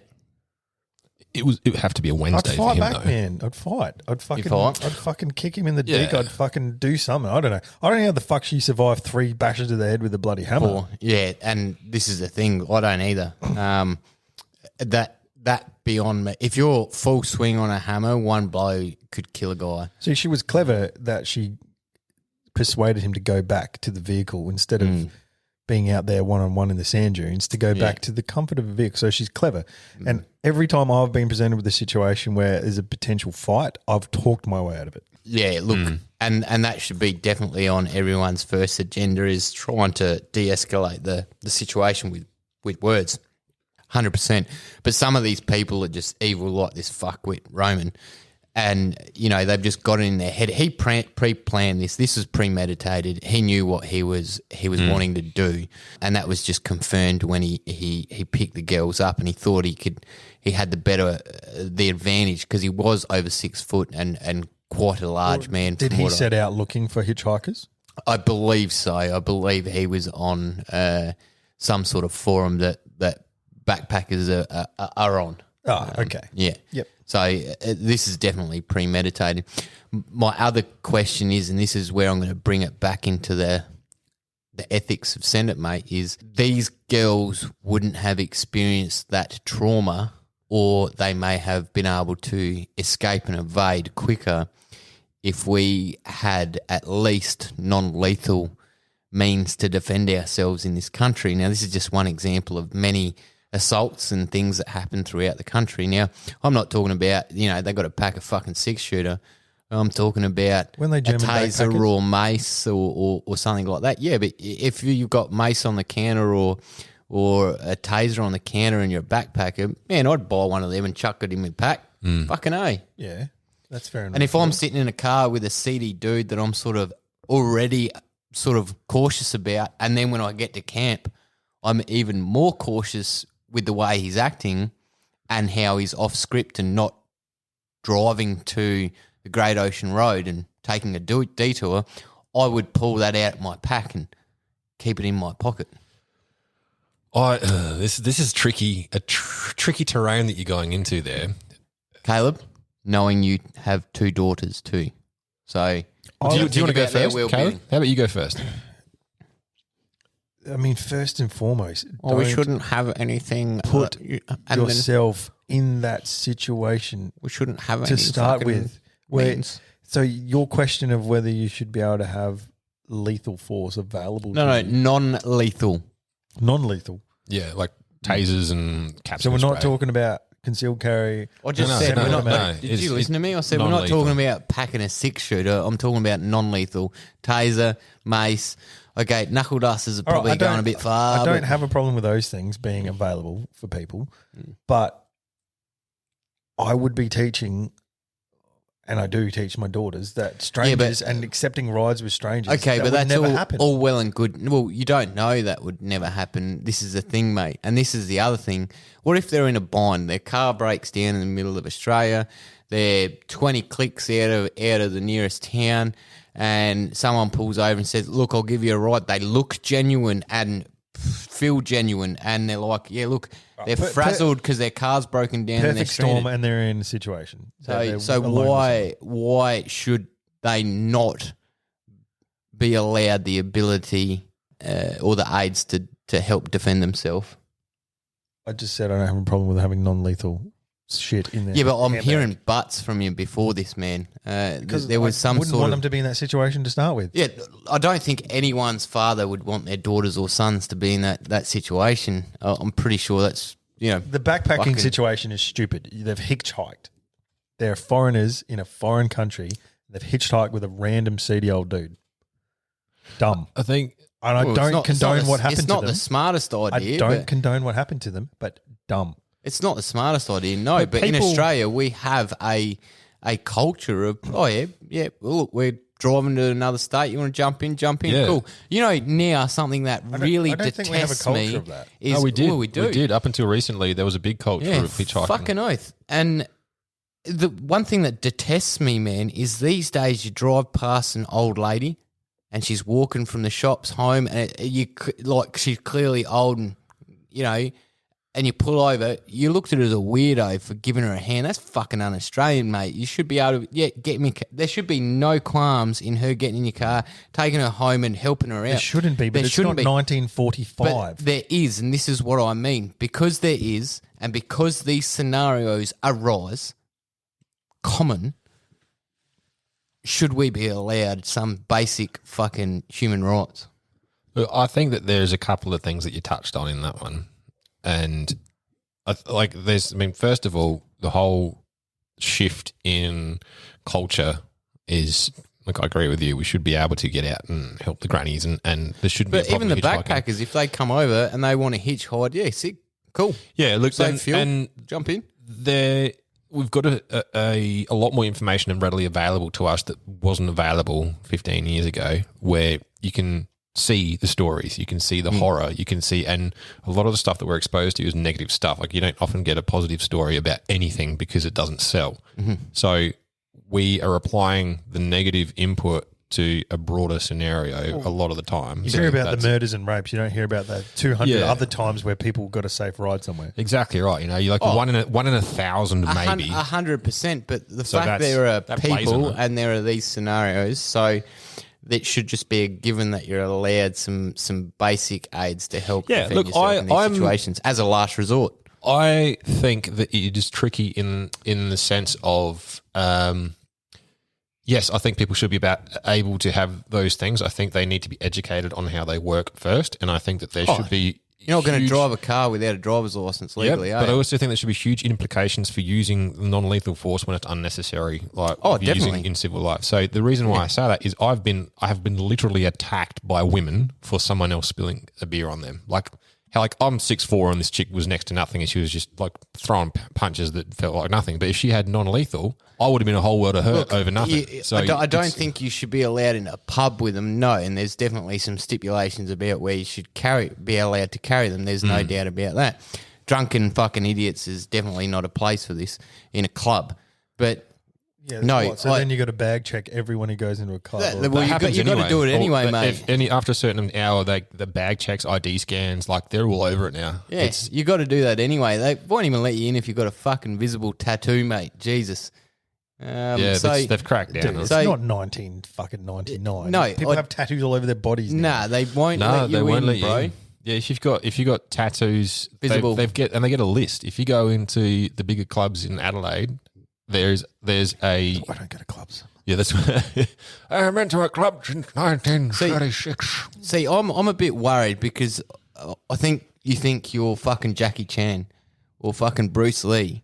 How? On what planet do I think and- I'm that? I and- don't, on any level, think that I'm that. And I think that you think that your girls are not going to ever be in a sticky situation. Chances are they might be, and they're probably But going to be once. All I'm trying to say is fucking prevention is better than the cure, man. So don't get yourself into that fucking situation where you have But you to do. you can try that, and this is something that I don't like because this is breeding a fear mentality that you're talking about. We should, if you want to go somewhere and enjoy the freedom, I'm not talking about wrapping them up in cotton wool. But- I'm teaching about trying to avoid shit so you don't have to do. yeah, you wanna think This is what you logically. then have to do in that extreme situation. Yeah, you want to think logically, but the other thing is the fact that there are people in an area. There are going to be incidences that occur Yeah, look, because I think- because of the diversity of personalities. It may, okay, in a perfect world it might only happen once every 100 years. But the fact of the matter is that our population grows, the incidents are going to occur more. So do we need some bit better education and smarts about how we go about ourselves, but that shouldn't stop a girl wanting to go for a run at night around the neighbourhood. That's dumb. Don't do it. Why is it dumb, mate? Because it's putting yourself in as the female in a stupid situation where you could get But hurt. if she's got a taser on her, well, cool. Go for a run. Feel a bit safer. No. See, you're saying give them all this shit so they can just do whatever the fuck they want. No, you still got to have some brains. No, and so use look, some people smarts. work shift work, mate, and the only exercise they get is at night, and that they can only go for a run at night. And that's an what? unavoidable you've- situation. You've just got to be like, no, sorry, you've chose to work shift work, so you can't exercise ever. They don't have that is the situation they're in. So give them a bit of peace It's not and a choice. mind. Deciding to go for a run at night because See- you decide to, and it's not a matter of necessity, is a different thing. See, this is something else that I can see is your opinions about these things and we're on two ends of the spectrum here, are sheltered somewhat. No, But I think what Caleb's I'm trying not- to say. I'm trying to say, man, by default, don't trust anyone. I think there's two ways that we can approach It's this. not terrible. There's being educated and being prepared. So like being able to identify spaces where your risk is increased, and then also being prepared where if it does end up kicking off, you're ready for it. So Yeah. I think you're right, and I agree with you in the sense that I think most of our listeners would. where women should be able to do these things. But I think Caleb's also right in the sense that there's some scenarios where, weird. I mean, we're talking about women, but also men. You can't just decide that if you put non-lethal in every woman's handbag, they can just go out and do what the fuck they want. They still have to make smart decisions. I've not argued against that fact. Yes, a bit of education, making smart decisions. You're But talking, if you're talking they- about leveling the playing field, though, aren't you? If they have some form of aid to help them if that situation arises under the correct education, there's no reason why they shouldn't be allowed it. And I think they should be. And I didn't Most say that definitely. I don't think they should, but I think there's then opportunity for them to abuse it in the situation Ryan mentioned, where look. some angry little female decided that she And- was angry at him, and this is if the she thing, had pepper mate. spray, she would have fucking pepper sprayed him. This is the thing. You're missing the kicker here. You're talking about some drunk, angry little female. Okay, you're not gonna go taking fucking mace into a club, mate, are you? Jesus. I don't understand what your point overall is in this. I don't understand your point because you think that people are going to abuse. No, more likely the people that carry this stuff, well, yes, they might be a little bit free-spirited in the fact of they like to go out and venture and do things out of your norm because we have freedom and we're allowed to.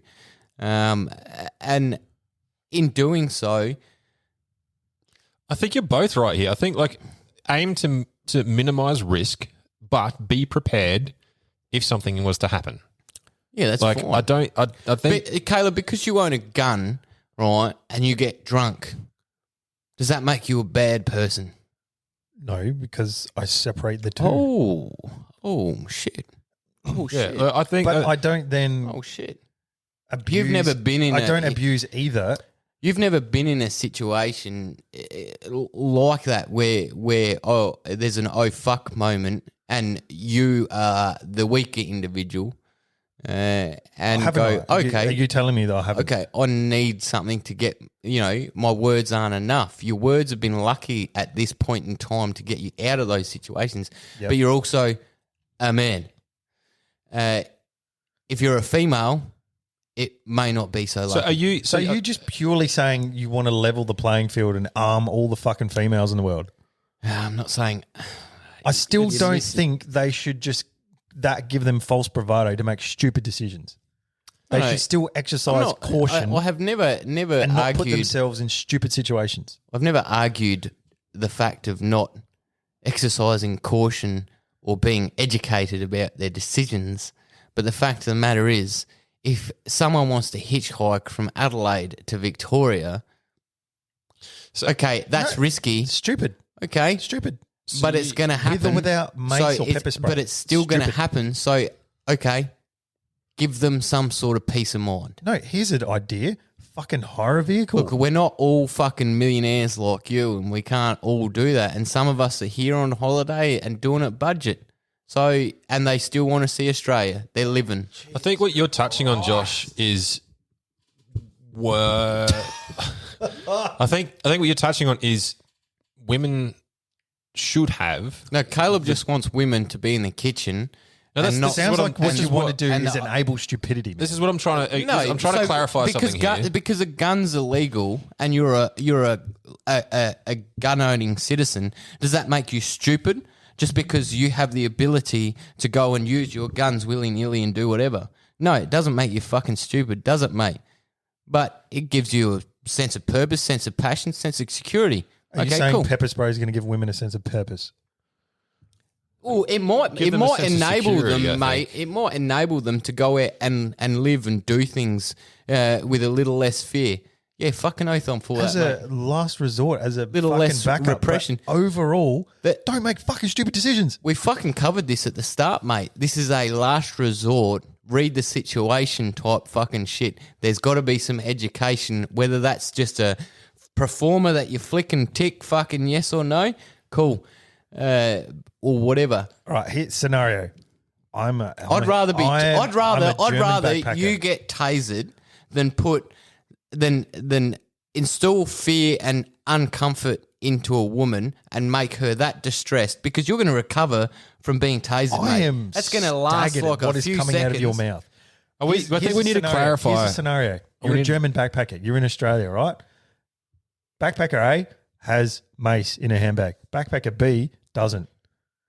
And they walking along the road and they hitchhike and someone picks them up. Who's right? Which one of them is made a good decision? Which one of them's made a good decision? The one with pepper spray. No, neither of them No. has made a fucking good decision. No. See, I think- this comes down to your personality as well. You're a very, very safe, very unexploratory person. You sort of like sit within the confines of this box in society. People aren't like you, mate. They're not like you at all. What? Some people are a bit, as I said, free spirit. Are you saying that people have a different perspective? And those Fuck people no. are the ones who find themselves getting murdered, bashed, and raped in the sand dunes at Salt Creek, man. I'm sorry, but that is the fucking cold, hard facts of it. I think. So you're saying that they should not experience Australia's beauty Do you know because what? of some Make a smarter some shit. decision and hire a fucking van and drive the Great Ocean Okay, Road. we're going around in circles a little bit here. So Right. why don't we try and clarify the point? So are you saying, Josh, from what it sounds like, I'm saving myself, bro. You're saving With yourself. fucking Save your a topic taser. breakdown. See, So this is what I don't get, Caleb. This astounds me that you're just so against people having the ability. I don't think he's to against it. I protect think what he's themselves. trying to say is that No. it's better to make what would be a safer decision. A kid, you could make a taser if you wanted to. A kid could make a taser. You're A not drunken legally allowed to have teenager it. could make a taser. You're not allowed to have it. Or pepper spray or something like that. So the thing is it's out there. Criminals have guns. There are dumb people with some dumb shit, but there are also smart people that want to live and make some not so great decisions at times, and they should still be able to be safe. We don't live in 1937, mate. I think This is 2022, and you cannot trust people. the principle that That's you're just the reality. That's not my personality or anything. That is just the fucking reality of the See, world we live in. this is where in our community we need to change a bit of mindsets, I think. Dude, it's not about changing mindset. It's the fucking reality. Just because you change your mindset and you, by default you want to trust everyone versus I don't want to trust everyone. No, you're not trusting someone if you're carrying fucking mace or a taser, but you got to back up, bruh. That doesn't Just mean you in should case. get in the car with him to start with. Either way.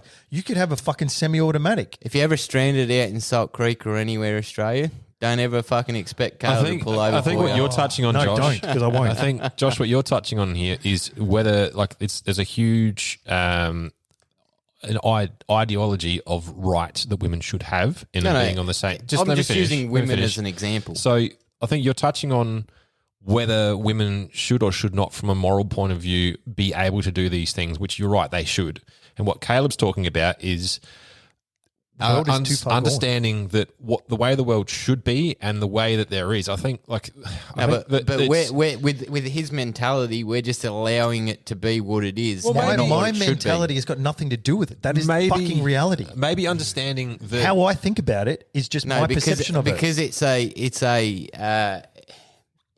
amplified in your generations. the way Maybe you so. think So it. your perception of danger may not be to the level what Caleb's perception of danger is in the world generally. So we can all probably agree with the fact that women are in more danger in the world than what men there's are, some, purely there's some because guys out there that need it as well. Oh, I'd need absolutely. it. No, but Fucking oath. purely from a physical standpoint, men typically will overpower the general. If you get the average man and the average woman, the average man will overpower the average woman. That's just genetics, which is why women have not been dealt the best hand in terms of playing equally as men have. And I think that's what Caleb's talking about. Where making decisions that are going to reduce your risk is probably the ideal situation. Oh. But I think you're right. We're saying that if women were given the ability to carry these non-lethals, it gives them a sense of security and less fear, but also it does not give them the free range to be able to operate as they should be able to anyway,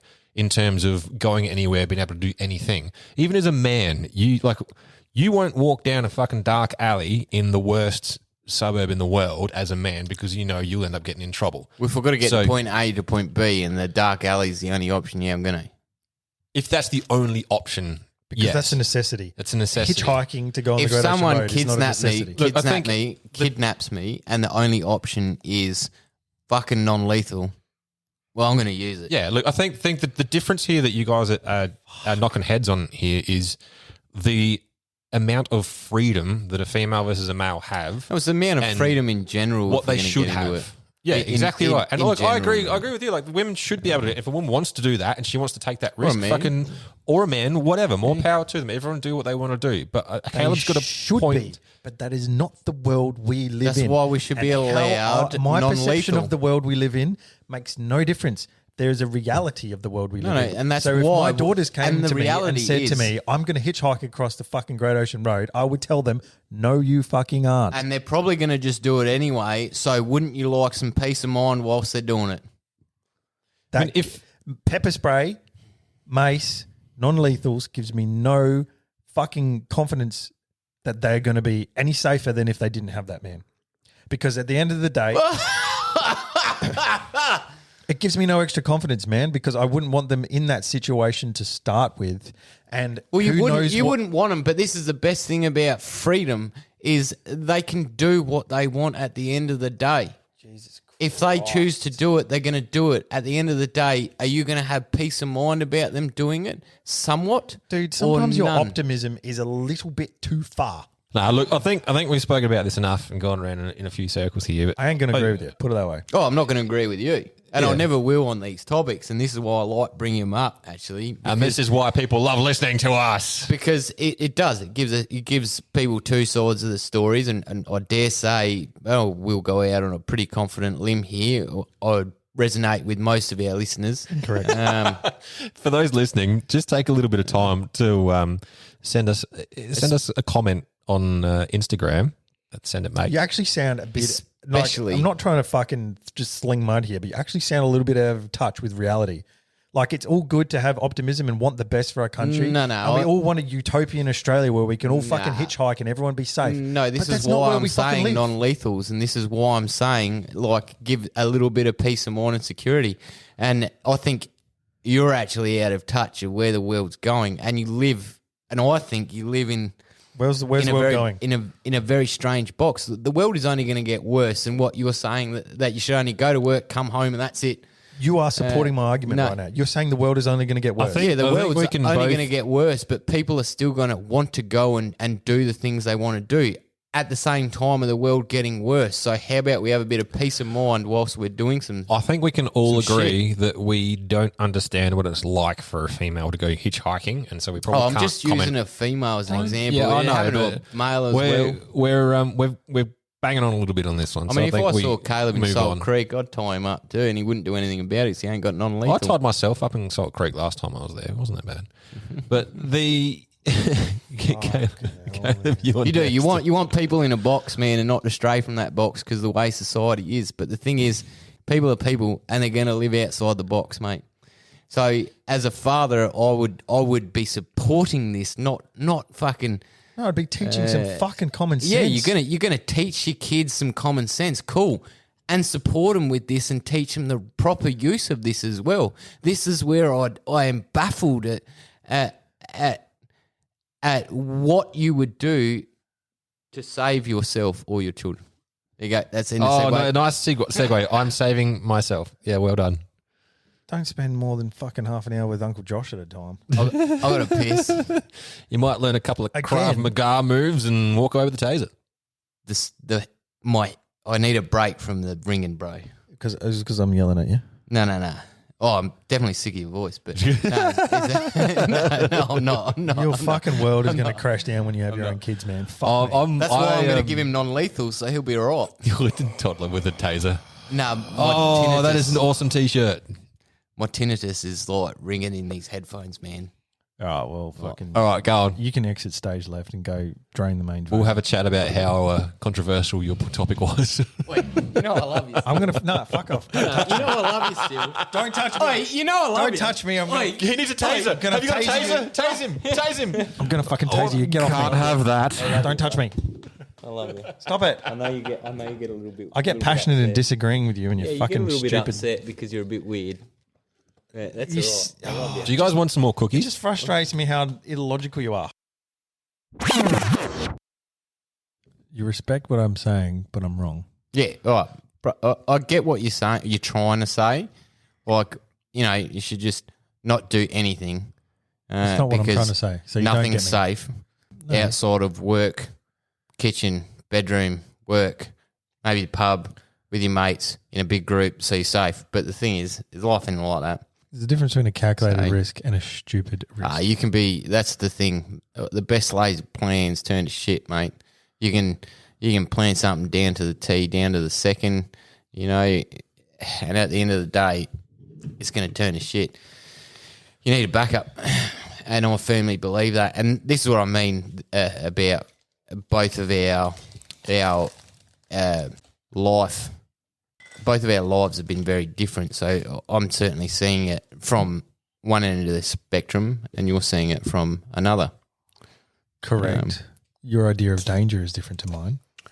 Oh, yes, But definitely. we also live in a physical world. Look, I've been which on I'm a in bus touch with. where a person's pulled a knife and threatened to stab a person, and then the driver's pulled over to kick him out, and he's threatened to stab the driver. And it's all well and good. The police are, only 4 or 5 minutes away, but 4 or 5 minutes in a situation like that can mean life and death. And it's those few moments that you get that shape the rest of people's lives. And in my mind, little scenarios like that where it's appropriate use of non-lethal would be fine.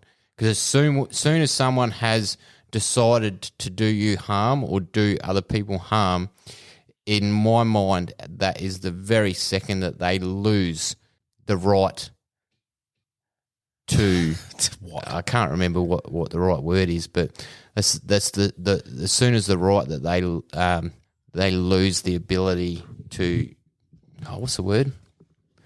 They lose the right to fair play. Yeah. So if someone makes a move to harm someone else, they lose all rights of fair play and all mercy, I guess. Is that what you're trying to say? I'm trying to use the right word. And in my mind, what you're saying, what you just said then, Ryan, that's just how it is, mate. That's just how it should be. I think it's touchy. But anyway, we'll move on. What have you got for us, Caleb? Well, He definitely doesn't have non-lethals, so... no. That's because he's nothing but Try and lethal, keep baby. it brief, seeing as how we've been back and forth arguing the point so much on your topic breakdown. But I'm trying to. I was thinking about saving myself, and I failed to save myself for marriage. Are you talking I also about didn't coitus? I also didn't try very hard either, but I definitely failed. How did I know you were just going to go straight down to the sexy time? Sex pest. I said I was thinking. I'm just giving you my thought progression. Okay. I said I failed. Can you draw a diagram? If she had a taser, you wouldn't have failed. Every time you touched her, she would have just tasered you. Bro, your whole argument is mute. It was consensual. Really? Fucking I'm a visual learner. smash crab.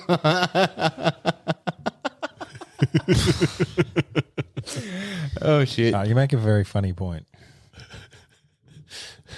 It doesn't mean I agree with you. Anyway, so when is another time that I was successful in saving myself is what I was thinking. From rape? So my mind, I mean, I've so far not been raped, Josh. So I feel like I've been quite successful in saving myself from rape. Thank you. That you're aware of. No. That's Ryan's rowie. From anyone with a girth that I could feel, I have been successful in preventing that. But my mind cast back to the rut. Ooh. I in this season. I fucking knew you were going to fuck off saving yourself. You shot the first thing that gave you a fucking opportunity that you didn't say no on. Jesus, man. So my point is, fucking and banging and this drum. It's brief, and I thought, hey, why not cash in on this? But I saved myself, and I All didn't shoot the first thing that came across my path. I saved myself, and I shot an awesome buck. Can I... So sometimes it's worth saving yourself. You're not going to get this again in another deer, mate. You're not going to... Like, the people out there in fucking Radio Land don't realise how big your fucking first fallow was. Your first fallow buck, sorry. They don't, but I do, and it was worth saving. It's probably myself. because we're not a visual platform. I'm glad I did. But it's not going to happen again. And look, I'm not someone to brag or gloat or whatever. How many times have you brought it up now? Well, look, I'm indulging myself. Yeah. All right, Yeah. I'm indulging myself. Oi, would it have been different if that fucking buck had non-lethal? I have no idea. Would it be a fair fight though? 308 versus Mace. I don't know. But I have found myself in situations. So we were around at Couchy's place having a bit of a barbecue, a bit of a catch up, and he brought his first fellow head out, and Which is a good head. which is a good. That's head. what should a first fellow buckhead It's should a good, be. It's a good head. Anyway, he's like, "Oh, you haven't seen it yet, man," because this is the first time I've seen it in a few weeks. I'm like, "Oh no, I haven't, man." He goes, "Oh, I'll go get it and show it to you." And I said to him, "It's not going to impress me, but go ahead." Yeah, it's like a midget dick compared to like a big black man's fucking wang. Yeah. So he brought it out, and I thought, yeah, this is cool, man. This is nice. Yeah, this is nice. And then just mentally, I'm picturing and feeling the weight of mine, and I'm big. just like, Real big. You got lucky, man. I did. Look, honestly, You got lucky. I did. Oh, very lucky. Especially since I know how bad your 308 was off. But yeah, I found myself being like all in good fun. I was making jokes, but Oh, look, and it's what we strive for, like meat and, if a big rat comes along your way, you're going to take it, aren't you? Big rat, big You know? meat. correct. I'm still eating that bastard It is And meat. in look, my freezer. he's amazing, man, and you're not winning a argument from what I hear And with I your can- missus about putting it on a wall. Dude, it's a slow burn, man. It's a Slow slow burn? burn. Slow burn. Don't worry, I'll win that war. Yeah, hopefully. I'd kick her out of her own house if that was. I'd be like, mate, have you seen this thing? I'd love to see you try and kick a woman out of her own house. Mate, they kick men out all the time. Why can't a man do it? Oh, because, that's the world that we live in. Because they've got non-lethal. Anyway, we're not going It's a fair fight. we're not going there. But anyway, it was a very short, sharp and shiny, just a little bloody fucking brag from me where that's when I saved myself. Look, would you save yourself again on another species? No, fuck no. No. No.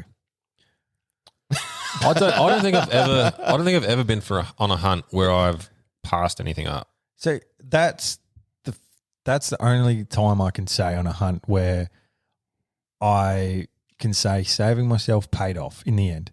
But Other it didn't between you saying no to other deer and getting the deer, where you were ultimately in a world of hurt. correct after week 1, but after week 2, ultimately saving myself paid off. Outside of that, I don't think saving yourself is worthwhile. I'm still firmly in the camp of just shoot on the first day what you'd be happy taking on the last day if you didn't have Yeah, anything. good ethos. You're going to eat Still it anyway. firmly in that camp. It's not worth saving yourself. And this is coming from someone who was brought up in a Christian home. Just fucking shoot it. I didn't fucking save myself. And let's be honest, this is a fucking here's a bloody curveball for you. Nobody, despite what they say, fucking actually saves themselves unless they're a fucking weirdo.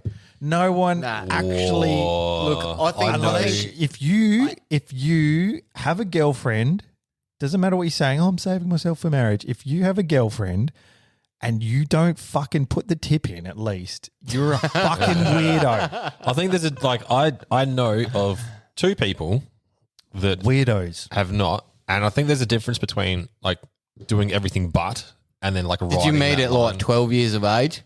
Hey, what do you mean? You and your missus, did you meet at like 12? No. Oh, I thought you were talking about you two. He's talking about himself. Saving yourself. Oh God, no, no, man. Fuck no, not me. Nah, did they meet at a people that young I know. age?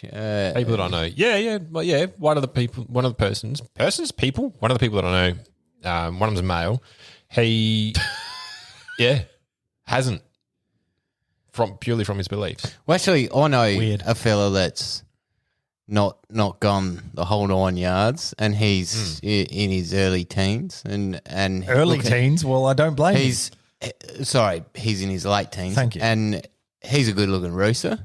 Or there'd be plenty of fucking young lasses out there that would be like, All right, maybe I should better qualify my statement. Don't save yourself. Oh, Don't there's- save yeah. yourself. Fucking try before you buy. Try a few. She could be a dud brute. Don't be a I don't know fucking. if I agree with- No, I no, don't no, no, even no. know. Here's my stance with the wisdom of age that I have now. Right? which is not very much from our last argument, but Do yeah. not be a fucking man whore. Don't be a fucking slut.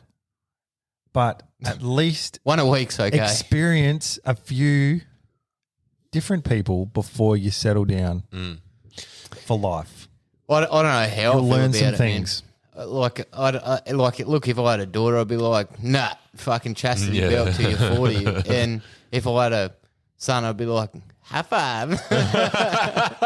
Hypocrite. I think, Yeah, you that's can't what I mean. really stand. I You cannot stand yeah. on your previous arguments about women and then come out and say that. Look, I don't have. I don't know if I agree or disagree, man. I think I think I that don't everyone opinion on it. Everyone should do what they feel comfortable with. And then I don't think hanging shit on someone for their own personal decisions is a good thing either. Like, people do what they're comfortable with. The trouble that we've got at the moment Get a is, dick up you. Just get a dick up you. mate. well, yeah, I mean, the reason why people that I know have saved themselves is purely from guilt. And it's guilt born out of community that have put that guilt on them from the environment that they're in to make them feel like absolute fucking shitty people for a natural urge. And then they feel so bad about it that they're not going, I'm making this decision because, I'm not ready yet, or I don't. It's I want to, but I'm not going to because it looks bad in the eyes of others, or it looks bad from some belief that's been pushed on me. Yeah, but I've been in the community of guilt, and trust me, the joy of sex felt better than the guilt. Oh no, yeah, I agree with you. And Like, I'm not saying the more that you say no, and this is where I'm astounded that they've still saving themselves, because like we all grew up in Christian households here. We can say that that's fine, and most certainly the church was against it, and our parents were each to their own. My parents didn't talk to me about it, man, but the fact that the church were like, no, it sort of was like, well, now I'm thinking about a vagina because you're saying no. Oh, mate, and do you know what? Most people in the church are fucking hypocrites anyway. Like they're all like everyone's fucking everyone in that church or every day except Sunday, and then they all come to church and they go, oh yeah, no, don't. Oh, do this, look, I do don't that. think Like, that's everybody in the church, but yes, there is no, like certainly that's a very generalised statement. But some there's lines a that are majority of there's a culture of the real world that exists in people's lives. Like, you cannot get away from that. But and then this is the other thing, just quickly, like 100 years ago or less, people were getting married, like at both of your ages that you were getting married. The girls were typically younger as well. Correct. So your urges were fixed pretty quickly. Now we've got guys that they're not talking to a chick or socialising to a chick except online, and then they're meeting up for the first time, and they're in their late teens. They're not knowing what to do, and they watch porn And having their anal on the porn first is, date. yeah, is setting a standard and everything else. So they're like, oh, okay, and oh, it's fucked, man. I don't know where I'm going with this, but I sort of understand the road you're going down with there. Like, there's a lot of influence now from like the internet and a pressure, I guess, that the internet creates as a perception of being like the norm, which isn't the norm. Like, I can guarantee you that you're not going to find a chick that looks like the girls that are in the porn or on the Instagrams or any of that sort of shit on the Facebooks, none of that. You're not going to find a girl in real life that does the things that you see and looks the way that most of these girls look and be well adjusted and be the perfect person. So I think having an idea of what reality is and what yeah, I'm pretty satisfied. Yeah, sorry. yeah, but like what I'm saying is, yeah, like we're all with women that we're happy with, right? What I'm saying is, like having your expectations set as it being the supermodel that's a fucking entrepreneur that like ticks all the boxes of the perfect being that you've seen and online. I'm pretty satisfied. Yeah, for you, yeah. Other people wouldn't say that. But I'm talking about what the mainstream media I'm is talking about the pushing. mainstream, well, not necessarily the mainstream media, but what's been put in front of young men and women about the expectation of the way things are. That is not a reality. Yeah, you are right, definitely. But people think that's a reality. It is. And like, even when it comes to sex, like, you look at, like, fuck me, you can look at porn and go, yep, okay, you know what the opening scene's going to be. You know what there's going to be one or two different positions that they use, and then depending on the category that you go into, that becomes the norm of sexuality for you if you're operating just within that. If you've only been exposed to porn and then you go have your first sexual experience, And then the bar of expectation, especially in young people, has been set to mimic all the things that aren't actually true. Yeah. And then the pressure is put on the female to be able to behave in that way. Yeah. And then the women go in there and feel shame. But and the guilt women for are not- groomed before they Exactly even get in right. there. It's You're fucked. right. It is it's fucked. 7 shades of shit, man. And there needs to be more education on what is going on in the average person's household. Not to go into the deeps and darks and nasties of it, but for people to understand. Are we getting into a norm now because of the way that we've been conditioned? Now, Well, absolutely not. I think that there's through generation, it's certainly been eroded. There's no doubt about that. Are you talking about in terms of the norm of what goes on in people's bedrooms has because gotten the more norm extreme because of has it? changed because people are groomed. So now the norm is above where it was, 20 years ago or whatever. I'm gonna tell you a bit of a fun fact that I don't know whether it's relevant or not, but in the Middle East they actually have less suicide, and they've done a few studies on it, and it comes down to arranged marriages. As in, you mean generally, like the general populace, there's less a suicide rate. Yeah, and less. I wouldn't say DV or anything like that, but certainly less suicide.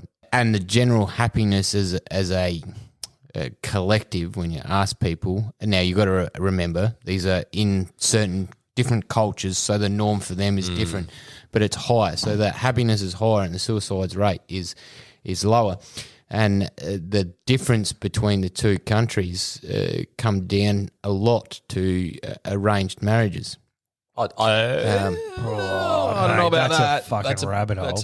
That is a rabbit hole. Look, that's a rabbit hole whether you want, but I've certainly I've seen the workings of third world countries, and yes, although the women are oppressed, and I am completely against that.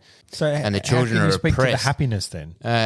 Repressed in the fact that they don't have the freedom to just nip down to the shops and get a loaf of bread if they want, So they're or groomed. whatever. So they're not happy. But the fact of they're happy in their marriages and who their parents pick for their partner, it was a weird article or a couple of articles that I read, and once again I don't know how this relates. Look, at man, all. I would say that first of all, there is no way that they can accurately collect that data in a third world country, especially one that's under the state of Islam. Nah, there's people that there are people that still go around door knocking and ask these questions and gather data for this sort of stuff, man. And do you think an oppressed woman in the Middle East is going to say, "Oh, I'm so miserable, Well- I can't stand my husband," or do you think She's going to say, "Oh not yeah, I'm to so a male, happy"? no, but to a female, you think that they don't have a voice. Period. Like they're not allowed to talk and they're not allowed to have an opinion. That's incorrect. And actually, a lot of the times, the females are more strongly opinionated than the men. It's ridiculous if you get to speak to some of these women. Yeah, but you'd also like if you're going to collect that sort But of they're information- indoctrinated. Yeah, they are absolutely. Just like the internet and these pornographic sites are doing to our kids. They're indoctrinating Yeah. them to a new norm. But the first question I'd ask when that sort of information gets presented is break down the survey and how it's been done. Like, what's the number of males and females? What is the age group? Are they married? Are they there's a I lot don't know of how many variables. doors they're fucking knocking on, man. But the suicide stats are certainly lower. There's no doubt about look, that. and that's the reason why I'm saying this is because you can get an article like that and take it as gospel, but if you're not quite sure on the credibility of it, well, no, I've been there as well, so you can call it what you want. I've seen. yeah. But did you the door si- knock? the This sides is of- my point. Well, Like, yeah, I'm not. I've been in multiple hundreds of fucking dudes' houses talking to people. Ryan, don't argue. He's I'm not- seen pepper spray firsthand as well, mate. Come on. Oh, okay. Just I'm don't not argue. arguing. I'm just saying, like, Have this, you been pepper sprayed? Just don't argue. I'm saying your stats may Why be can't wrong. we all just get along? No, look, I agree with you, man. I agree with you Look, our general population is being groomed.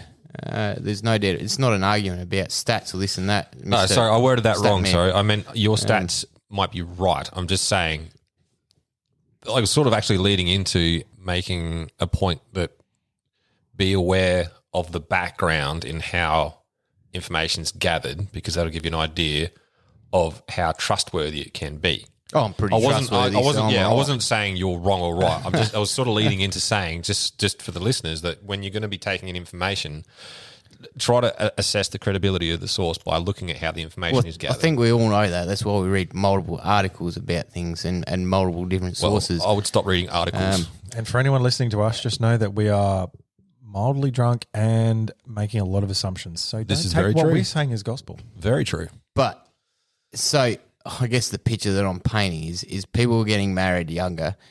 They were indulging in their sexual desire at a younger age because they were simply getting married younger 20 years ago, or not 20 years ago, 100 years ago or whatever. So, and now you've got kids that aren't getting with their life partner or whatever you want to call it till they're 25, 30, whatever. So that's a long way to be without a root. No, yeah. I don't know how anyone survives that long without. Oh, bro, the fact that you made it to 12. Dude, I know people who've like lasted till 30. Yeah. Fucking, hang on, how? Yeah, I know people our age. I know people past 30 that are virgins, but that Do they just look backs like up. a smash crab? It just backs up my argument. It's just So I think you get past a certain point, and then there's a fear element that yeah. creeps That's in. that's the word I was trying to say before. Yeah. Like the guilt, shame, and fear that gets put in. From fear of Well, the you unknown. remember your Like, I- first time. You're like, No, I wasn't.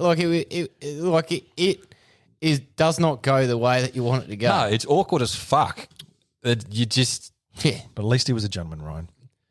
no. I mean, to be honest, I cried a little bit, and he didn't offer me any tissues or anything like that. No, but- I had to clean myself up. But you got to. Ew. You can't tell me that you're. I mean, That's so that's a 2004. pretty big ask to go through your life partner, and that your very first sexual encounter is shit. Look, my. I don't want shit in any sexual encounter. Just Oh my god, man! You know, I mean, it I don't depends possess if you're that into poo fetish. stuff. Are you into poo stuff or not? Josh Yeah. is. Don't knock it till you try it, Josh man. is. do you do it in the bum? Don't knock it till you try it. You ever had a finger in? You do it? Dude. Have you ever had one? Have you ever done the old like? He didn't say no, so he's had a fist. Have you ever done the old like one in the bum hole, one in the pee hole? You're cooked. What? What the fuck are you putting things down your japper, mate? I'm never using your barbecue skewer. Oh ever again. fuck! Just the looks on your faces. Have you done that? Priceless. No, I haven't done that. Jesus Are you Christ. sure? Yeah. Have you done any piss stuff? Have I don't know how I feel about divulging the limits that I'll go to. That smirk equals yes. Fucking hell, you still cooked. Me, you don't lump me. Nah, in you it. just Don't lump you got me to in you with- got No, to you're in try there. it, man. Like I'm definitely in, don't have to. I would encourage everyone To try piss stuff. No, not to try piss stuff, but to understand Sounds like you're advocating for piss stuff. their boundaries and don't be scared to try stuff in a safe environment. Well, that's what I'm saying. So like whether it's the first time that you're having sex or you in the want to get bath, into poo stuff. it's okay because it's easy No, you to do it in the clean. shower, man. Do in the shower. Just wash it off. Fuck. Amateur. Get permission. Piss on your mate. I'm going to piss on your leg one day. You better get my permission first. Nah, when we stop for a car piss break or something, I'm just going to sneak up and piss on your leg. So I'm going to do it. Just one wait day. till he's wearing thongs. Yeah. So it pulls in the thong. Yeah, splashes on him. If you park yourself at a urinal and piss, and a bit of the dude next to you's piss splashes on you, does that mean you're into piss stuff? It depends Do if you you get like hard. it?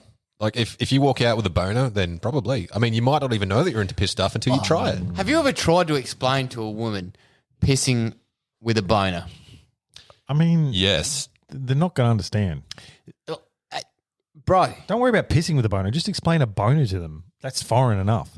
nah, pissing with a boner. You just like, you sort of have to bend your dick and then it clamps off your piss and then you're like, it's just all shit. You can piss like 4 meters. Yeah. Yeah, it's pretty intense, man. Let's have a piss off. That's not. Because Ryan will get a splash of it and then he'll get erect and then, yeah. Bit worried about Next minute, what you're it's a into. come off. Am I coming off a bit too strong? Wow. All right, let's move on. All right. Well, let's move on to Just Joshing, which is back. It's been revived. Woo! And it's been revived because Ryan's brought it back to life. Oh well, It died in the arms of arse. Josh. It died. Josh did not feed it at all. It died in It's Josh's like arse. the Tamagotchi that he had back in the day that just never got any attention. Many a thing has died in Josh's ass. It's gerbils. So many gerbils. So many. Right, how are you reviving Joshing? So it's still going to be the same platform. Same platform? That is not the right word there. The same. Oh, it's on the same podcast. It is on the same podcast. Yeah, still hearing wordy words. So same thing. So just joshing. I'm going to give you a fact, and you have to let me know if it is true or if I am just joshing. All right. And then Ryan's going to argue the fact, even after knowing the answer. No, I will. Yeah, you're right. All right, hit us. Okay. Fact number 1. False. But you haven't even heard the fact. That is an inch between your asshole and your ballsack. Oh, that is that is good. a fact. Holy crap. Can you not go off topic and start talking about the fucking wine? Listen. Sorry. Oh, no. Oh, you shouldn't have said that because it sounded like he was saying that's good when you're talking about your asshole. There's an That inch is good. between Try your that. ass- I'm not trying the inch between your It's asshole and the your balls. cheapest wine that you can buy, but It tastes like if you got Try like it. a 240 grit sandpaper and put a little bit of salt on it. no, it's Don't price shame the wine. not bad. Anyway, I wasn't talking about the wine. Sorry. All right, so in Minnesota, in a little town called Cormorant. Is this still got to do with asshole and balls? No, this that is was just a joke. joking. Oh, I've moved on. That was a What- joke. I know you like to hang around assholes, man, but we're going to move on. So, Cormorant in Minnesota, there is a dog that has been elected for 4 years in a row to be the mayor. It's America. It's probably true. And this dog had a way of teaching the town to be chill, join in, and be kind. And the dog's also writing a biography because he's retired. I'm sure this is weird and obscure, and I'm going to say it's true.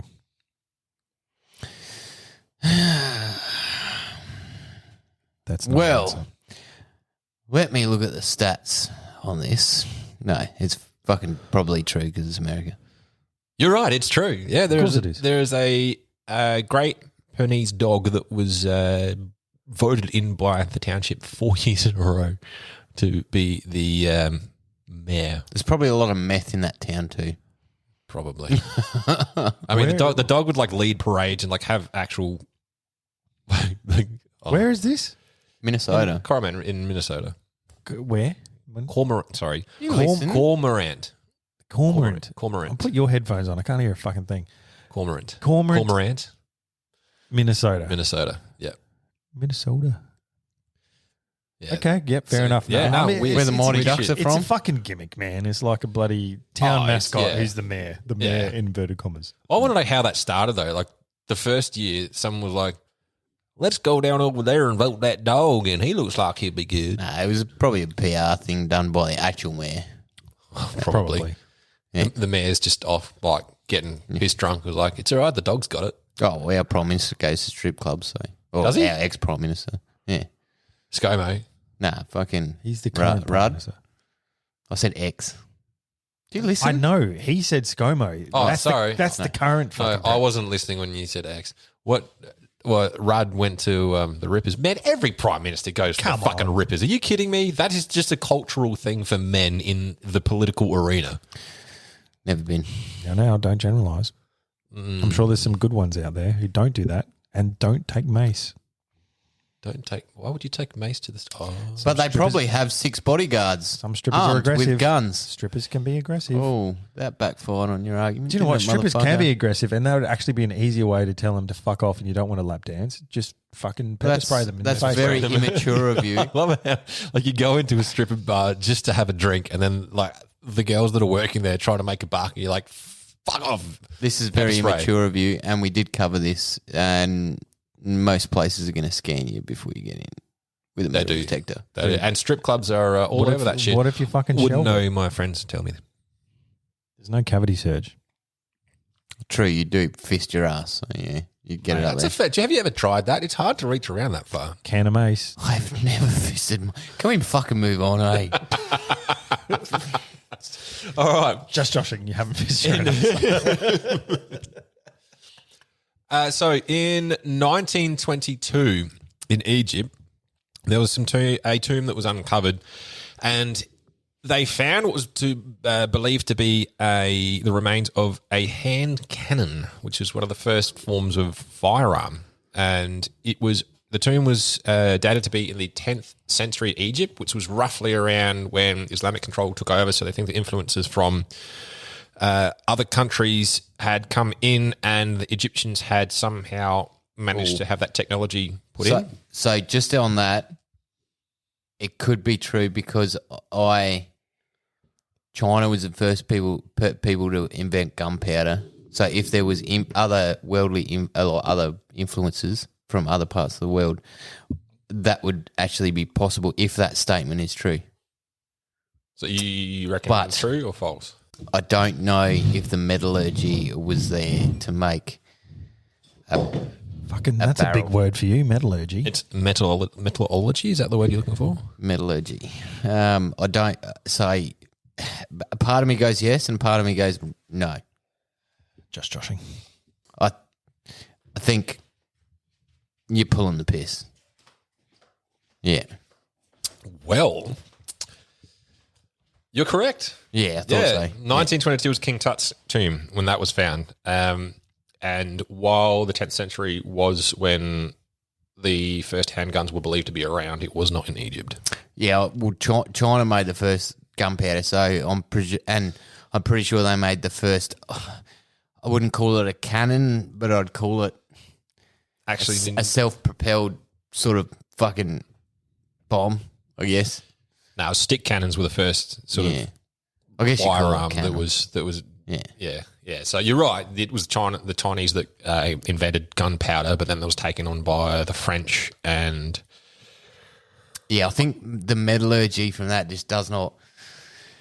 Yeah, doesn't add up actually. Yeah, the timeline and the tomb, and it was true though that there was Islamic control in Egypt around that time.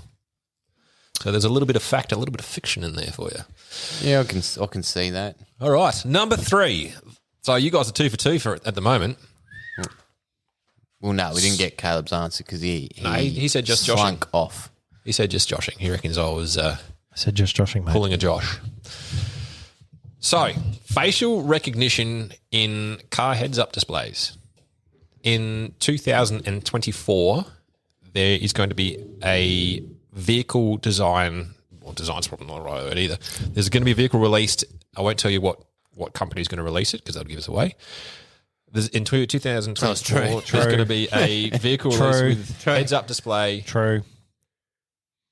Yeah, look, by 2025, they're actually wanting to pretty much get eyes on everyone at every point in time outside your house. So, yeah, I'm going to say true anyway. True. Apart from your statement that your wording. Yeah, it's false.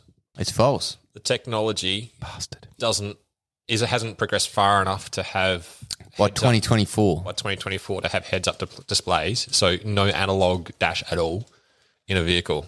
So it's the technology isn't quite. I thought you meant facial rec. No, so you didn't listen to all the wording. No, I didn't. That's how I got you.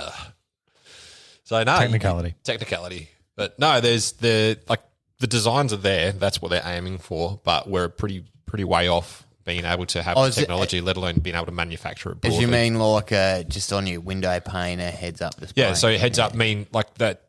The term heads-up display means having like a light display so that you can see through. The idea is that the driver doesn't take their eyes off the road and they can still be able to read all the gauges of the car. I have that now. There's a reflective surface that they use that projects it, but it's not a heads-up display, which is basically lasers. The windscreen is a screen. No, the windscreen has a sub-screen in it, and you can see the difference between the normal windscreen and the display part of the windscreen. Yeah, Ryan's right, actually. But I reckon the tech, you said the tech exists. I reckon the tech, like I reckon the beta stage is here. Yeah, where the tech hasn't been finessed enough to be able to put it into the application, but also there's the other problem of mass producing it and at cost. So we're not quite there yet. So I reckon we'll have like screenless TVs in the future at some point. Yeah, that technology exists, like holographic. They use it now on stage performances and stuff. Yeah, but I mean to a point where it's like actually like a decent visual standard. Like you're not going to go from fucking high def to fucking a pixelated fucking 3D image. You're going to want high def in your 3D image. Oh, so like if you had one person standing next to a holographic equivalent, you couldn't tell the two apart? Is that what you mean? Like having like a really good quality? Like a high def, yeah. I mean, I'm not going to sit down and watch fucking Die Hard 4 on a fucking hologram if it's shit pixels. I'm just going to watch it on my TV, man. Yeah.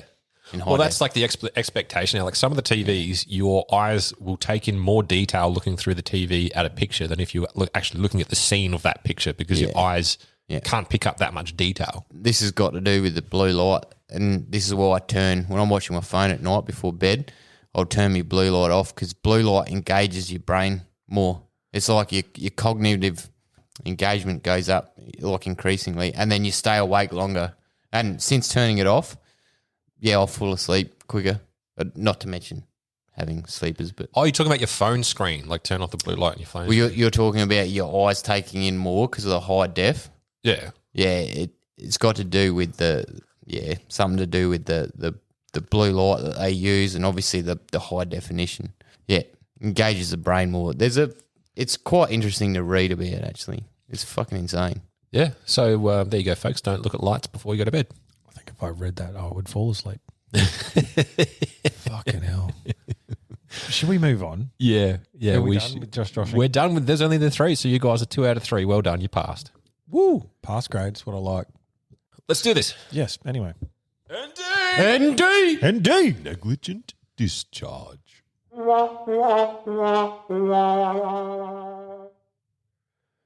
All right. Oh, that felt good to press the buttons again. We have an ND to carry on with our POI this week, and it's to do with Ryan's fucking scope. So, it's a good scope that he's finally put on his rifle, but It is, and he's had it for 3 years. With just a quick recap, he's had it for 3 years and not done anything about it. And Ryan's gun shoot like shit. Anyway, No, it is not always shot like shit. it shoots terrible. No. Anyway, pepper spray. It shoots terrible. There's 2 people on this table that can attest to that. Anyway, Ryan, you were here the other night with our good mate, Hey Dog, Shout out to the big man himself. Hey, dog. Hayden, and you Medium-sized decided man. to put your scope on. Now, this required taking your old scope off.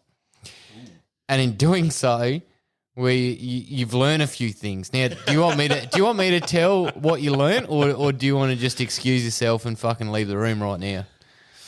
Nah, look, I'm a man of practicality. If it does what I need it to do, I don't fucking look at it twice. No, you don't. You didn't read how to mount a scope, and you didn't do it properly. No, I did it. I did it. No, well, let me rephrase that. It was the first time I ever mounted a scope was on this particular rifle with. Did you the read Vortex. anything Yeah, previous? I didn't have a Sure. torque wrench. I didn't have anything. Degreaser, I didn't. a cloth. I didn't have. Well, I didn't need to because it was a brand new rifle. You needed to degrease a brand new rifle. Bro. Oh, on this. No, on when Yes. I mounted the scope on the rifle the first time, it had never had oil on it. Your mounts are in a tap or a dovetail, Dovetail. so you don't have a Picatinny rail. Nah. Oh, you don't. Nah. Well, how the fuck were your bases loose? Oh no, your bases weren't loose. Sorry, your action screws were loose, weren't they? Yeah. Sorry. Yeah. So, oh no, sorry, I do have Picatinny rail. I've got a 2-piece Picatinny, not a solid. Yeah. So Hayden said to me, he said that your rings were fine, your bases weren't tight, and your action screws, he pretty much. Oh just mate, said no, it fell wasn't out. just the action. Like every fucking screw on the gun was loose. Like Yeah. everything. Yeah. Like because it's to me it's a tool. Like, and I treat my rifle the same as I would treat my tools But are at you gonna work. set If up it your stops tool working, right? if it stops working for the purpose they wanted to use it for, then I'll fucking figure it out. But it's done what I needed it to do. So basically, every single screw was loose, and there was like because I'd do it with the old spray and pray with the oil. So I'd like just literally hold the gun, and spray the fucking thing. You don't put oil on the scope, do you? No, not on the scope. Oh, that's wrong. No, I'm not a complete idiot. It's just a little bit Semi. of an idiot. And yeah, so there was oil in everything. Yeah, you see, look, there's your ethos there's a bit whack because you're killing animals, so you're going to want everything right, tight and fucking accurate. But I've only missed once. look, you should have rung me when you were putting the scope on, and we would have done it with a torque wrench to spec. No, we did. Actually, credit to Hayden for that because he knows a lot more about this stuff than I did. So we did get our hands on your torque wrench, and we did look up the spec, and we are within spec for now, what and it is now. You'll probably see, in all honesty, your groups tighten up like 2 inches. Oh, absolutely. And I think the biggest ND here is I've sort of ragged on my old man a little bit for making those hand loads previously. The hand loads might be fine. It could have been the rifle that was shooting on the piss. I dare say it would have been the rifle, and your hand loads would have gotten you fucking certainly within fucking minute of deer. But yeah, look, that's an ND that we can all take on. I had something real similar, actually. I put it on fine and everything was torqued up. But I had this thing with my Night Force scope where the illuminated reticle would come on. Yeah. And I just passed it off as a fault in the scope. Anyway,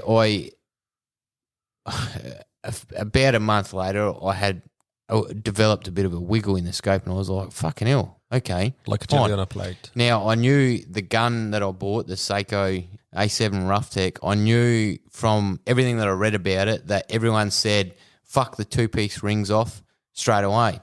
Now, when I bought the rifle and I was getting it Cerakoted, I was going to buy a one-piece rail and put it on there.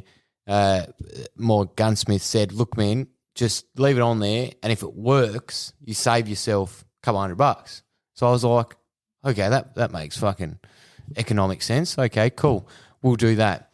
And sure enough, the two-piece mounts failed on me, and they came loose. And that was what was turning on my illuminated reticle on my Night Force. But like in a testament to the Night Force, I was holding sub-minute even with a fucked mount, which is amazing. And then I ended up putting a one-piece mount on it, and there's still a bit of an irkling fucking thing that's etching away at me, and that's the rear screw.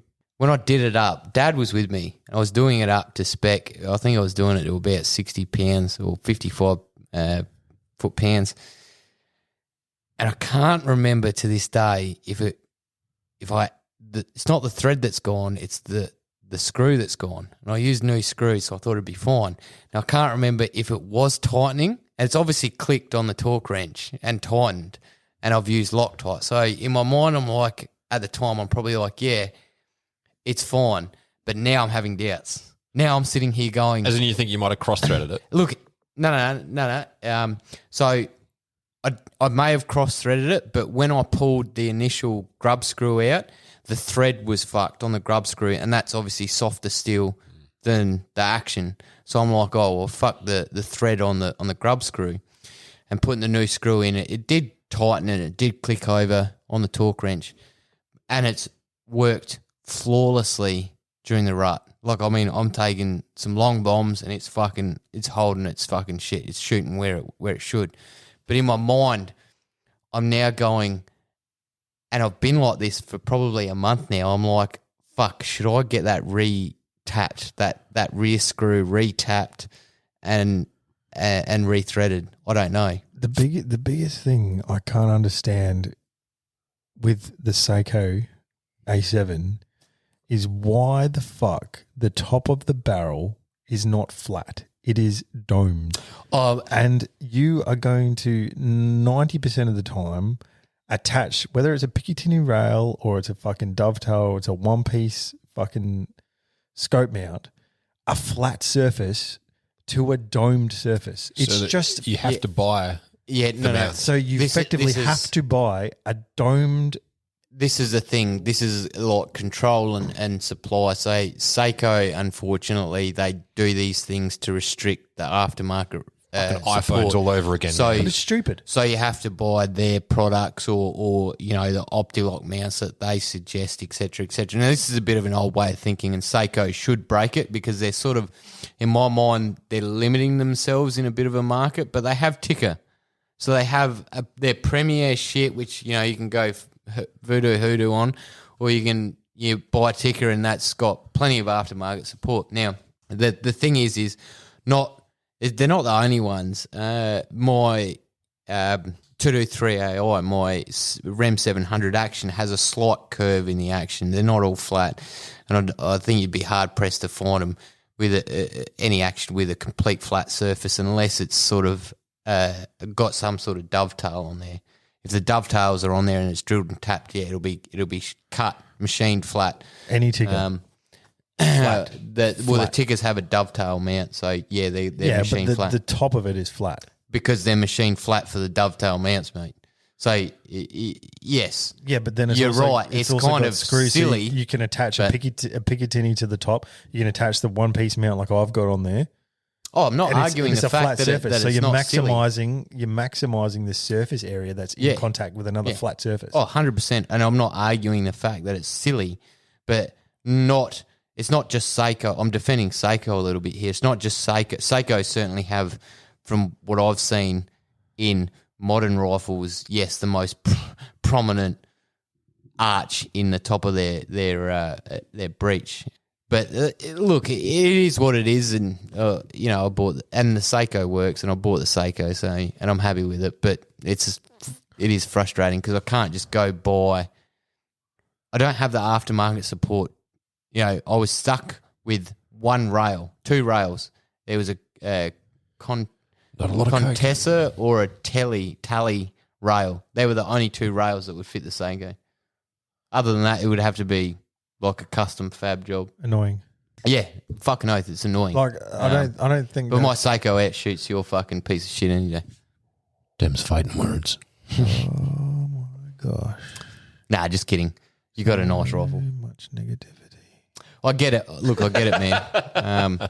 And in hindsight, and actually Ticker's just brought out a rough deck. Seiko's just, Seiko owns Ticker, but Ticker's just brought out a rough deck, and it looks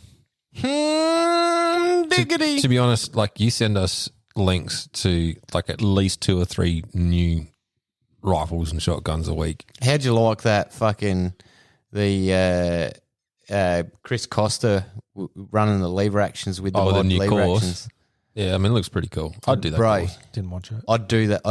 I'd make a lever action modded up. Yeah. You got to get a lever action. Yeah, Caleb's just like, oh. Cool story, bro. I haven't watched it yet. Yes, because You sent it today. I was working. last night. Did you? You sent it last night. I was fucking. I only got it. I got it when we were recording. No, I sent it last night, man. Well, I have not watched it. Both of you have regardless. seen it, so I've fucking messaged you, mate. I can see when you've seen a thread. That doesn't mean I watched the video. No, you but can you've send me seen a it. video You've every seen day. it. When you see something, you watch it because I saw that you're a sent good me mate. I saw that you sent me a You video. looked at the porn that you just fucking sent through. So. Well, just because there's tits in like the thumbnail. No, because there's a thumbnail of a midget getting railed at both ends, mate. Of course I'm going to watch that. You're alluding the fact that there's a chick taking a dump. Do you know what? She did well though. Like she was on a stripper's pole and held herself up. I didn't expect while that she to end pooed. with your poo fetish. Let's be honest, you got a poo fetish. Let's wrap this up. And Josh cannot have time to defend himself. It's been a very good podcast. Thank you all for listening. Thank you for making it all the way If I- through to the 2 hours and 45 minutes. Thank you. If I don't wrap this up, then we'll just keep going. We will. Dead set. Everyone jump online and tell us how wrong Caleb is. Thank you very much, ladies and gentlemen. Anyone, It is what a wild ride this one's been. Yeah. don't drink my wine. Fuck. I'll fucking pepper haven't spray even you. cracked Give me your my fucking wine. beer. Give me my wine back. Hit us up, ladies and gentlemen, Instagram. We're always on there. We will talk back. Facebook, we're also there as well. Just punch Send It Mate podcast into Google. If you don't know how to find those things, tell your friends, tell your mum I said hi. Ryan will argue and Caleb will be left. Josh, just quiet. Just be better. Catch up. I win. Eat a dick. Shit. Fuck. Tits.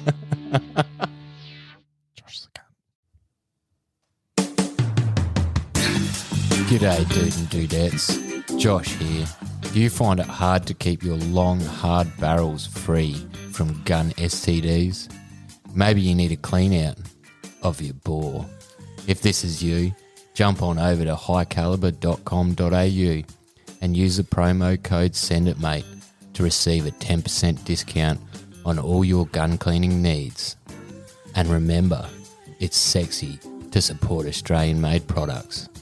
Everyone here at Send It Mate uses High Caliber, and we can promise you that it'll keep your firearms free from those pesky gun STDs.